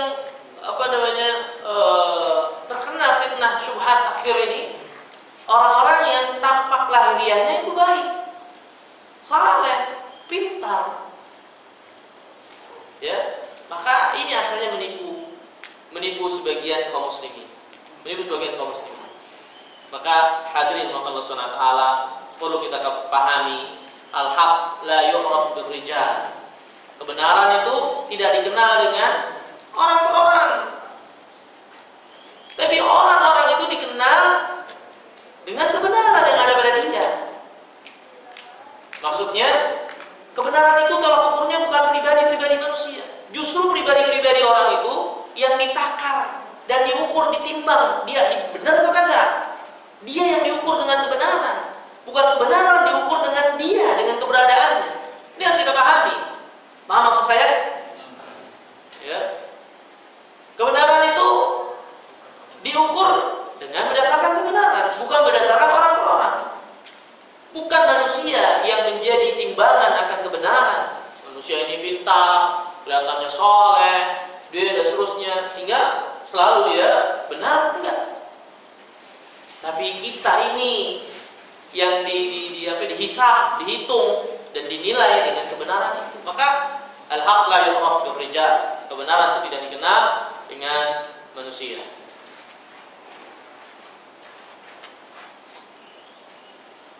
Nah, kemudian hadirin Allah Subhanahu wa taala, itu di antara sebab-sebabnya. Nah, penting. Kemudian pembahasan selanjutnya ya akan dibahas ini at-tafriq bainal fi'il kufr wal hukum bi kufril fa'il. Di antara kaidah yang penting untuk kita pahami, membedakan antara menghukumi perbuatan dengan menghukumi pelaku. Beda antara perbuatan dengan pelaku. Sebuah perbuatan kufur, belum tentu pelakunya kafir. Harus kita bedakan antara perbuatan dengan pelaku. Paham maksud saya? Mana dalil yang mengharuskan kita membedakan antara perbuatan dan pelaku? Dalilnya hadis Nabi yang mulia sallallahu alaihi wasallam. Ini hadis yang sahih yang diriwayatkan oleh Imam Bukhari, ma'ruf bagi kita, yakni hadis tentang seorang peminum khamr, mabuk. Beberapa kali dicambuk, kena hukuman dicambuk. Ya, dibawa kepada Nabi SAW, kena hukum, cambuk lagi. Ya, tangkap, kemudian udah cambuk, besok-besok atau beberapa waktu kemudian mabuk lagi, tangkap lagi. Sampai sebagian para sahabat sebel orang ini. Udah ditangkap, sering dicambuk, kagak kapok-kapok. Sehingga sebagian mereka melaknat orang ini. Ya, maka kata Nabi SAW, ya, ketika mendengar sebagian orang melaknat orang ini, Allahumma al'anhu, ya Allah laknati dia, ya Allah laknati dia. Ya, maka kata Nabi SAW, la tal'anu, jangan kalian laknat dia. Allah ma'alimtu illa annahu yuhibbullah wa rasulah. Demi Allah, tidak aku ketahui kecuali orang ini mencintai Allah dan Rasul. Lihat. Padahal dalam hadis yang lain Nabi mengatakan seperti ini. La'ana Rasulullah SAW fil khamar asyara. Nabi SAW melaknat pada khamar itu 10 orang atau 10 orang yang memiliki sifat ini. Asiruha wa muqtasiruha wa syaribuha wa hamiluha wa mahmul ilaihi wa saqiha wa bayuha wa aqilu thamaniha wa mustarilaha wa mustara lahu. 10 yang terkena laknat oleh Nabi SAW. Yang pertama tentang khamar, orang yang memerasin, yang memeras buahnya jadi khamar, atau orang yang minta untuk diperaskan, orang yang meminumnya, orang yang menyajikannya, orang yang membawakannya, ya, orang yang menuangkannya, penjualnya, yang makan keuntungan dari menjual khamar, orang yang membelinya atau membelikan untuk orang tersebut. Ini semua terkena laknat dari Nabi SAW. Ini perbuatan bukan? Tapi lihat, ketika ada peminum khamar masuk gak? Masuk. Tapi ketika ada orang minum khamar dicambuk oleh Nabi SAW, para sahabat melaknatnya, Nabi melaknatnya gak? Enggak. Maka kalau kita pahami dalil dengan dari segala penjuru, segala sisi, maka jelas bagi kita sekalian bahwasanya hukum perbuatan tidak mesti hukum untuk pelaku. Sebuah perbuatan mungkin itu adalah terlaknat, tapi pelakunya belum tentu bisa kita sematkan hukum mal'un, orang yang mendapatkan laknat. Paham? Nah, itu harus dipahami. Sehingga mungkin kita lihat saudara-saudara kita terjatuh dalam perbuatan kufur, terjatuh dalam perbuatan yang syirik, ya, nggak boleh dan nggak bisa kita langsung menghukumi dia kafir atau musyrik keluar dari Islam. Kenapa? Karena tidak setiap perbuatan memiliki hukum yang sama dengan pelakunya. Perbuatannya iya kita hukumi, ini perbuatan kufur, ini perbuatan syirik, tapi pelakunya nggak boleh kita langsung vonis. Kecuali apa? Kecuali kita siapa dulu? Ulama, bukan? Kita sudah mengerti bukan? Sudah menegakkan hujah belum pada dia? Sudah kita ketahui belum penghalang-penghalang dia hingga bisa kita sematkan kekufuran dia hukumi, kita hukumi dia dengan kafir? Sudah kita ketahui belum orangnya sudah memenuhi syarat sehingga bisa dikatakan keluar dari Islam? Kalau belum dan tidak jelas, nggak boleh kita sembarangan hukumi perbuatannya. Iya, hukumi pelakunya. Siapa dulu haknya dan siapa kita? Paham? Ya, jadi harus kita bedakan antara perbuatan dan pelaku. Ketika kita mengatakan ini perbuatan kufur, belum tentu pelakunya kufur. Ini diantara kaidah yang nggak diketahui oleh takfiriyun. Ya, nggak diketahui oleh takfiriyun. Ya, ini kaidah, ini hadis Nabi yang mulia SAW. Kemudian juga diantara kaidah juga, ya, perlu kita ketahui bahwasannya kata para ulama, al-kufru at-takfirul 'am la yastalzim takfirul muayyan. Pengkafiran secara umum tidak mesti mengkafirkan orang per orang secara khusus. Apa maksudnya? Contohnya tadi seperti Imam Ahmad sendiri atau para ulama mengatakan barang siapa yang mengatakan Al-Quran itu makhluk, dia kafir. Ini pengkafiran sifatnya umum. Adapun penghukuman orang per orang, nanti kalau ada orang yang mengatakan Al-Quran itu makhluk, apakah mesti penghukuman secara umum itu langsung disematkan kepada orang per orang yang melakukan perbuatan yang sama? Enggak mesti. Takfirul 'am la yastalzim takfirul muayyan. Pengkafiran secara umum tidak mengharuskan pengkafiran secara khusus. Maka ini yang harus kita pahami dalam ayat-ayat dalam Al-Quran, misalnya barang siapa yang melakukan ini dia kafir, barang siapa yang ini kan umum sifatnya. Adapun untuk kita jatuhkan hukum ini kepada seorang muslim, orang per orang pribadi khusus di antara mereka, maka nggak mesti. Paham maksudnya? Nah, ini yang nggak dipahami. Menurut mereka orang Khawarij, orang yang melakukan ini ya sudah langsung disematkan hukumnya itu. Itu. Padahal nggak mesti seperti itu. Ya. Nah, ini yang harus pahami juga. Nah, kemudian hadirin Allah Subhanahu wa taala, juga kaidah disebutkan oleh para ulama, al-hukmu bil-zahir wal i'rab anis sarair.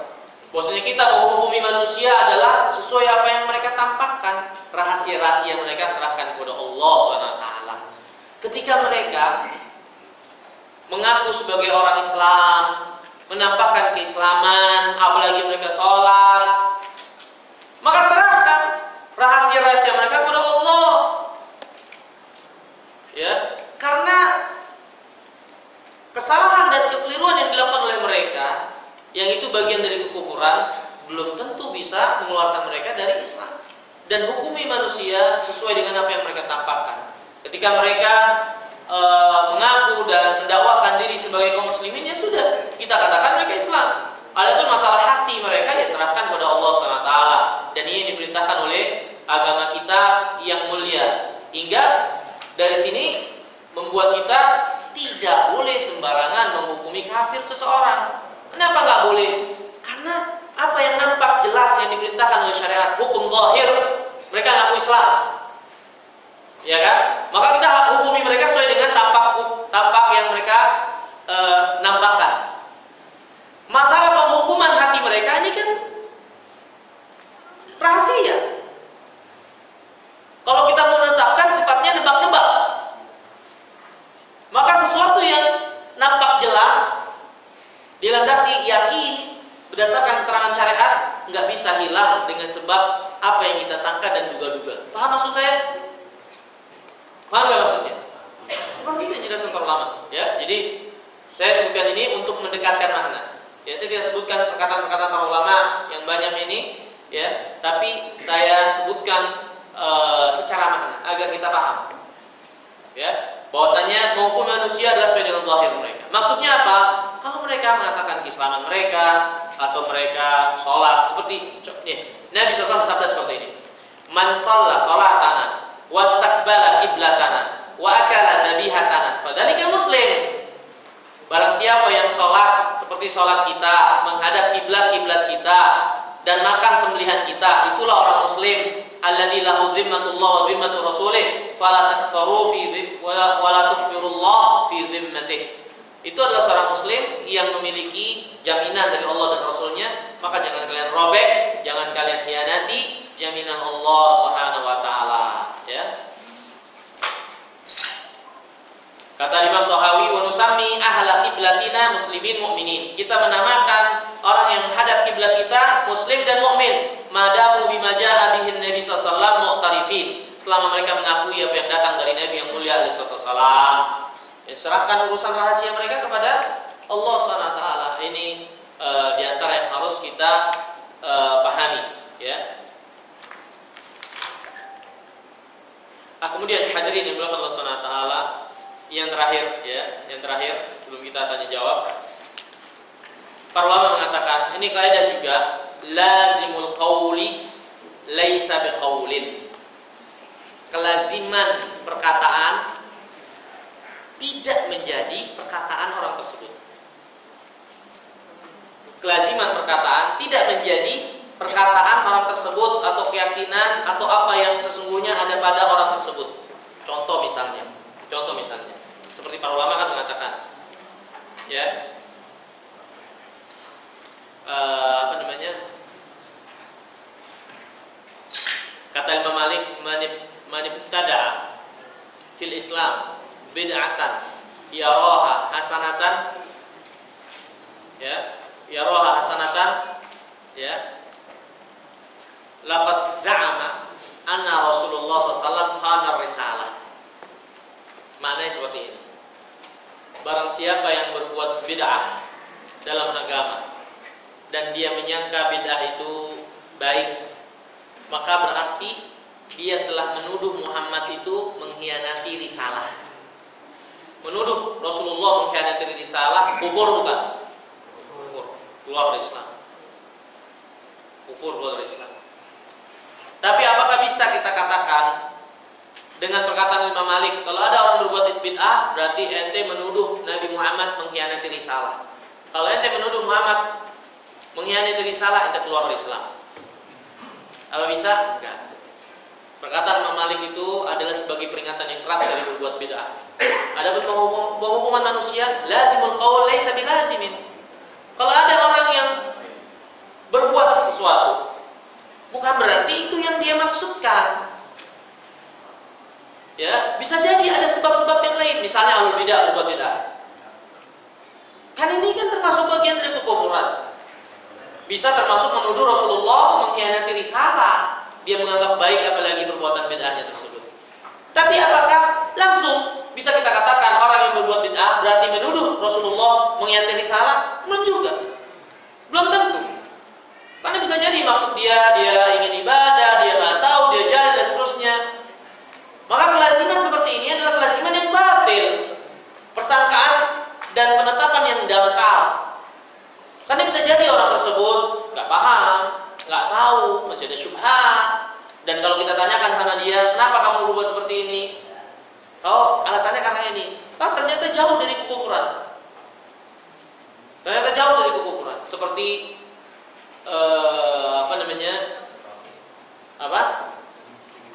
Seperti Mu'adz bin Jabal, ya, sujud kepada Nabi yang mulia alaihi wasallam. Sujud kepada Nabi yang mulia alaihi wasallam. Apakah Nabi mengkafirkan Mu'adz? Enggak. Tapi Mu'adz melakukan itu karena apa? Karena dia ada syubhat. Dia ingin memuliakan Nabi yang mulia alaihi wasallam seperti orang-orang Syam yang memuliakan raja-raja mereka. Apakah mengharuskan orang sujud kepada orang lain hingga menjadikan dia langsung keluar dari Islam? Enggak, belum tentu. Jadi ini maksud kata ulama, lazimul qaul laisa biqaulin. Kelaziman perkataan bukanlah menjadi bagian dari perkataan orang itu. Kalau ada orang mengatakan ini, wah kalau kamu begini berarti kamu begini. Belum tentu. Belum tentu. Ya, karena kalau kita menetapkan dia berarti ini, ternyata dia tidak seperti itu, berarti kita telah berbohong dan berdusta atas nama orang tersebut. Berkata Al-Imam Ibnu Hajar Al-Makki, as-shawab indal aktsarin min ulama salaf wal khalaf. Yang benar menurut kebanyakan para ulama dari salaf ataupun khalaf, anna la nukaffir ahlal bid'ah wal ahwa illa an atau bi mukaffirin sharih. Kita tidak mengkafirkan ahlul bid'ah dan ahwa kecuali ketika mereka mendatangi atau berbuat kekafiran yang sangat nyata, lastilzami, bukan karena kelaziman. Kamu begini berarti begini, kamu begini berarti begini. Enggak, bukan karena kelaziman. Tapi kufurin sharih. Li'anna al-ashah anna lazimil madhhab laisa bilazimin. Karena yang benar, kelaziman dari suatu jalan, dari suatu pendapat, dari suatu perkataan bukanlah menjadi penetapan yang lazim bagi orang tersebut, ya. Nah, ini kata para ulama, wa takfir bil lazim yu'addi ila syana'ati la hadda laha. Pengkafiran dengan kelaziman sesuatu ini membuat semuanya jadi enggak ada batasannya. Ya. Semua jadi enggak batasannya. Wallahu a'lam. Ya, ini mungkin apa yang bisa kita bahas terlebih dahulu. Walhal intinya agar menjadi peringatan kepada kita sekalian, tidak terburu-buru dalam mengkafirkan orang lain, dan kita paling tidak memiliki bekal secara umum tentang dasar pengkafiran itu dan kaidah-kaidah yang disebutkan oleh para ulama, batasan-batasannya, ya, sehingga kita tidak memberanikan diri dan menjerumuskan diri ke dalam sesuatu yang bukan menjadi bagian kita, ya. Dan ini harus diketahui dan dikenal oleh kaum muslimin, karena tidak mengenal hal ini akan mengakibatkan keburukan yang banyak di tengah-tengah kaum muslimin. Tidaklah terjadi pertumpahan darah, perampasan harta dan seterusnya, ya, dengan landasan agama, karena sebabnya ini keliru dan salah dalam manhaj, cara beragama yang benar dalam mensikapi keburukan, mensikapi maksiat, mensikapi dosa, kekufuran, ya, dan memahami ayat-ayat yang berisi ancaman-ancaman dalam Al-Quran. Salah dan keliru dalam memahami dan memiliki landasan agama, melesatlah seorang tersebut dari jalan yang benar dan membuat kerusakan di dalam Islam ini, ya. Mungkin ini yang bisa kita bahas kurang lebihnya, ya. Saya mohon maaf, selanjutnya kita bersoal jawab. Mungkin ada yang ingin ditanyakan langsung, silakan. Kalau ada yang mau tanya langsung.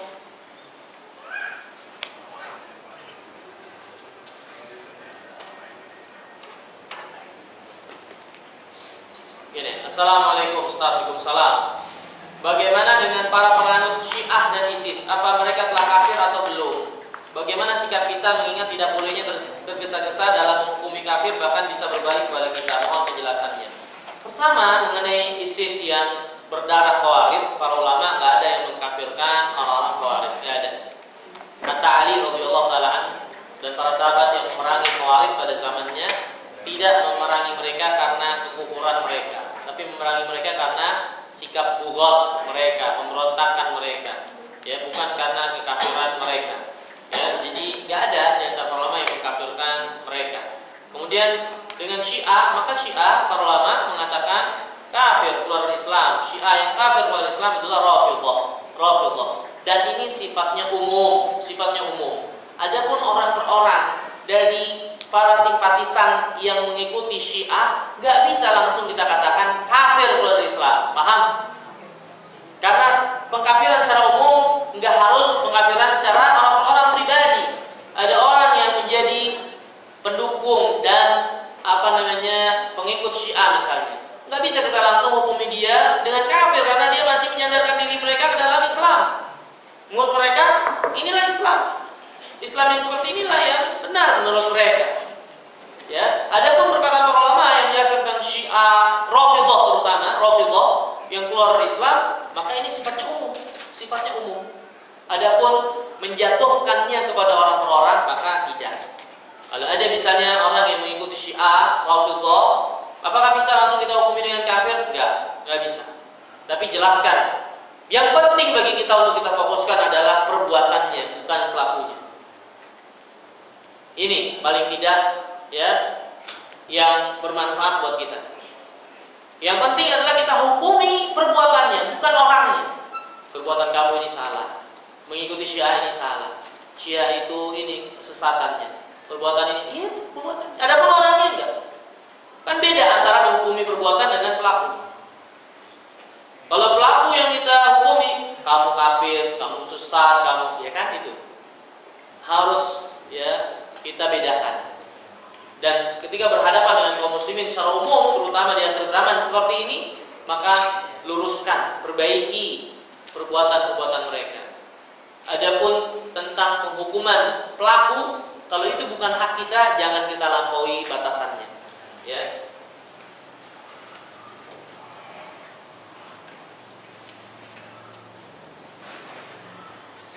Bagaimana status orang yang tidak mengakui hadis atau sunnah Nabi SAW? Apakah mereka keluar dari Islam kalau mereka sholat, dan bagaimana beriman dengan rukun iman yang lainnya? Yang pertama, ini berselisih para ulama tentang orang yang tidak mengakui hadis itu. Walhal tidak mengakui hadis atau sunnah, apa alasan mereka dulu? Apa alasan mereka dulu? Ya, apakah karena ada syubhat? Menurut mereka hadis ini lemah berdasarkan apa yang mereka miliki dari ilmu. Tentunya enggak, ini enggak mengeluarkan dari Islam. Seperti para ulama, ada sebagian mereka yang tidak mengakui hadis karena menurut mereka hadis ini lemah, tapi disahihkan oleh yang lain. Jadi lihat dulu keadaannya apa. Ada syubhat tidak atau pada orang tersebut.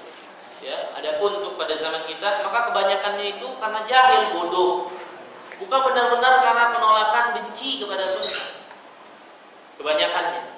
Apalagi dikatakan di sini mereka masih sholat, ya, dan bagaimana rukun iman yang lainnya. Apalagi mereka masih sholat. Tapi tentunya ini mengurangi dengan pengurangan yang sangat jauh dalam keimanan mereka, karena berpalingnya mereka dari hadis Nabi SAW. Bagaimana? Kemudian pertanyaan kedua, bagaimana sikap kita bila berhadapan dengan orang takfiri? Bolehkah kita melawan? Karena sebagian kita ada yang berpendapat lebih baik mati di tangan ISIS daripada mati di tangan Rafidhah. Bagaimana ini Ustaz? Pertama, kita nggak harus mati di tangan ISIS dan nggak harus mati di tangan Rafidhah. Kalau kita berhadapan dengan orang kafiri, berhadapan apa maksudnya? Berhadapan di medan perang, berhadapan peperangan, ya. Maksudnya apa? Kalau berhadapan yang sifatnya kita diajarin sama mereka, belajar sama mereka, maka jangan jauhi, karena kita akan ditelan pemahaman kita dan dicuci otak kita. Jangan. Ya, kalau dalam artian berhadapan itu mereka teman kita yang memiliki pemikiran itu, dan kita sanggup untuk mengajak mereka insaf, maka ajak mereka. Ya, ajak mereka. Kalau sifatnya ini peperangan, ya kita nggak perang sekarang. Dan kita nggak perlu bahas ini karena nggak ada perang sama itu di negeri kita ini. Ya, di negeri kita ini untuk pengumuman kaum muslimin. Assalamualaikum warahmatullahi wabarakatuh. Barakallahu fikum, barakallah. Bagaimana masalah baiat, kepada siapa kita harus berbaiat? Adakah baiat itu wajib? Ya. Pertama, apa yang dimaksud dengan baiat? Baiat adalah pengakuan, ya, pengakuan akan kepemimpinan seseorang. Pengakuan akan kepemimpinan seseorang dan pengakuan akan wajibnya atau taatnya, mendengar dan taat di dalam kebaikan, Nah, ini baiat. Kepada siapa kita harus berbaiat? Berbaiat kepada, terutama yang pertama itu ini khalifah yang memimpin kaum muslimin secara umum. Pimpin kaum muslimin secara umum. Ya, memimpin secara keseluruhan. Bahwasanya kita harus mendengar dan taat kepada mereka. Ya. Kalau nggak ada kaum muslimin yang sifatnya secara umum, maka keyakinan untuk mendengar dan taat adalah kepada yang di bawah mereka, dari umara, pemimpin yang mengurus urusan kaum muslimin secara umum, pemerintah. Dan pada orang-orang inilah kita harus memiliki keyakinan, kita mendengar dan taat serta mengakui kepemimpinan mereka. Dan bayat itu nggak harus jabat tangan, nggak harus jabat tangan. Kalau jabat tangan orangnya 200 juta, ya kan? Tangannya bisa kapalan, dan tiap hari kerjaannya salaman terus. Kapan kerjanya? Nggak harus. Tapi yang terpenting bagi kaum muslimin, ya, dalam diri mereka harus memiliki keyakinan untuk para pemimpin dan pemerintah mereka mendengar dan taat dalam kebaikan dan tidak mengangkat senjata kepada mereka, mengakui kepemimpinan mereka. Dan Nabi SAW bersabda, "Man mata wa laysa fi 'unuqihi, ya, bai'ah famitatuhu jahiliyah." Barang siapa yang mati dan dia tidak mengakui kepemimpinan pemimpinnya, maka kematiannya itu adalah kematian jahiliyah. Maksudnya mengakui kepemimpinan yang sah. Karena yang namanya pemimpin yang dikatakan oleh para ulama, manistatabba alaihimul amru. Yang namanya pemimpin adalah orang yang telah tetap urusan, ya, pada mereka. Ini urusan kepemimpinan, kepengurusan kaum muslimin secara umum, bukan kelompok, bukan golongan, bukan jamaah, bukan. Orang yang mendapatkan kekuasaan dan memiliki kekuasaan secara umum, itulah pemimpin. Itu yang dia harus diakui kepemimpinannya.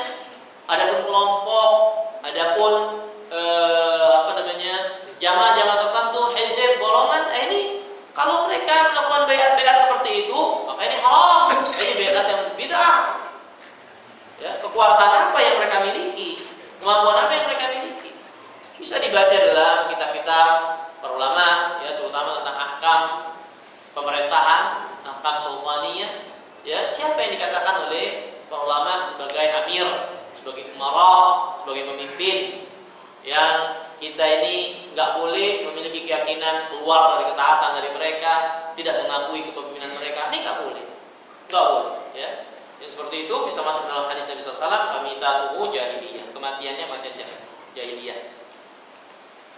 Kalau menjelaskan asal muasal terjadinya kaum Khawarij, ya, ini asal muasal tadi secara umum dia sudah ada pada zaman Nabi SAW, cikal bakalnya Dzul Khuwaisirah yang dikatakan oleh Nabi SAW, sayakhruju min dhiddihi hadza. Ini orang yang mengatakan bersikap adillah wahai Rasulullah, yang namanya Dzul Khuwaisirah. Kata Nabi, akan keluar dari tulang sumsum, tulang sulbi orang ini, ya, yang kalian meremehkan sholat kalian dari sholat mereka, puasa kalian dari puasa mereka, dan seterusnya disebutkan oleh Nabi SAW. Akan lahir dari orang ini pemikiran yang seperti itu, dan itu cikal bakalnya sudah ada pada zaman Nabi SAW, yakni kedangkalan mereka menyangka Rasulullah kagak adil. Kalau Rasulullah nggak adil, siapa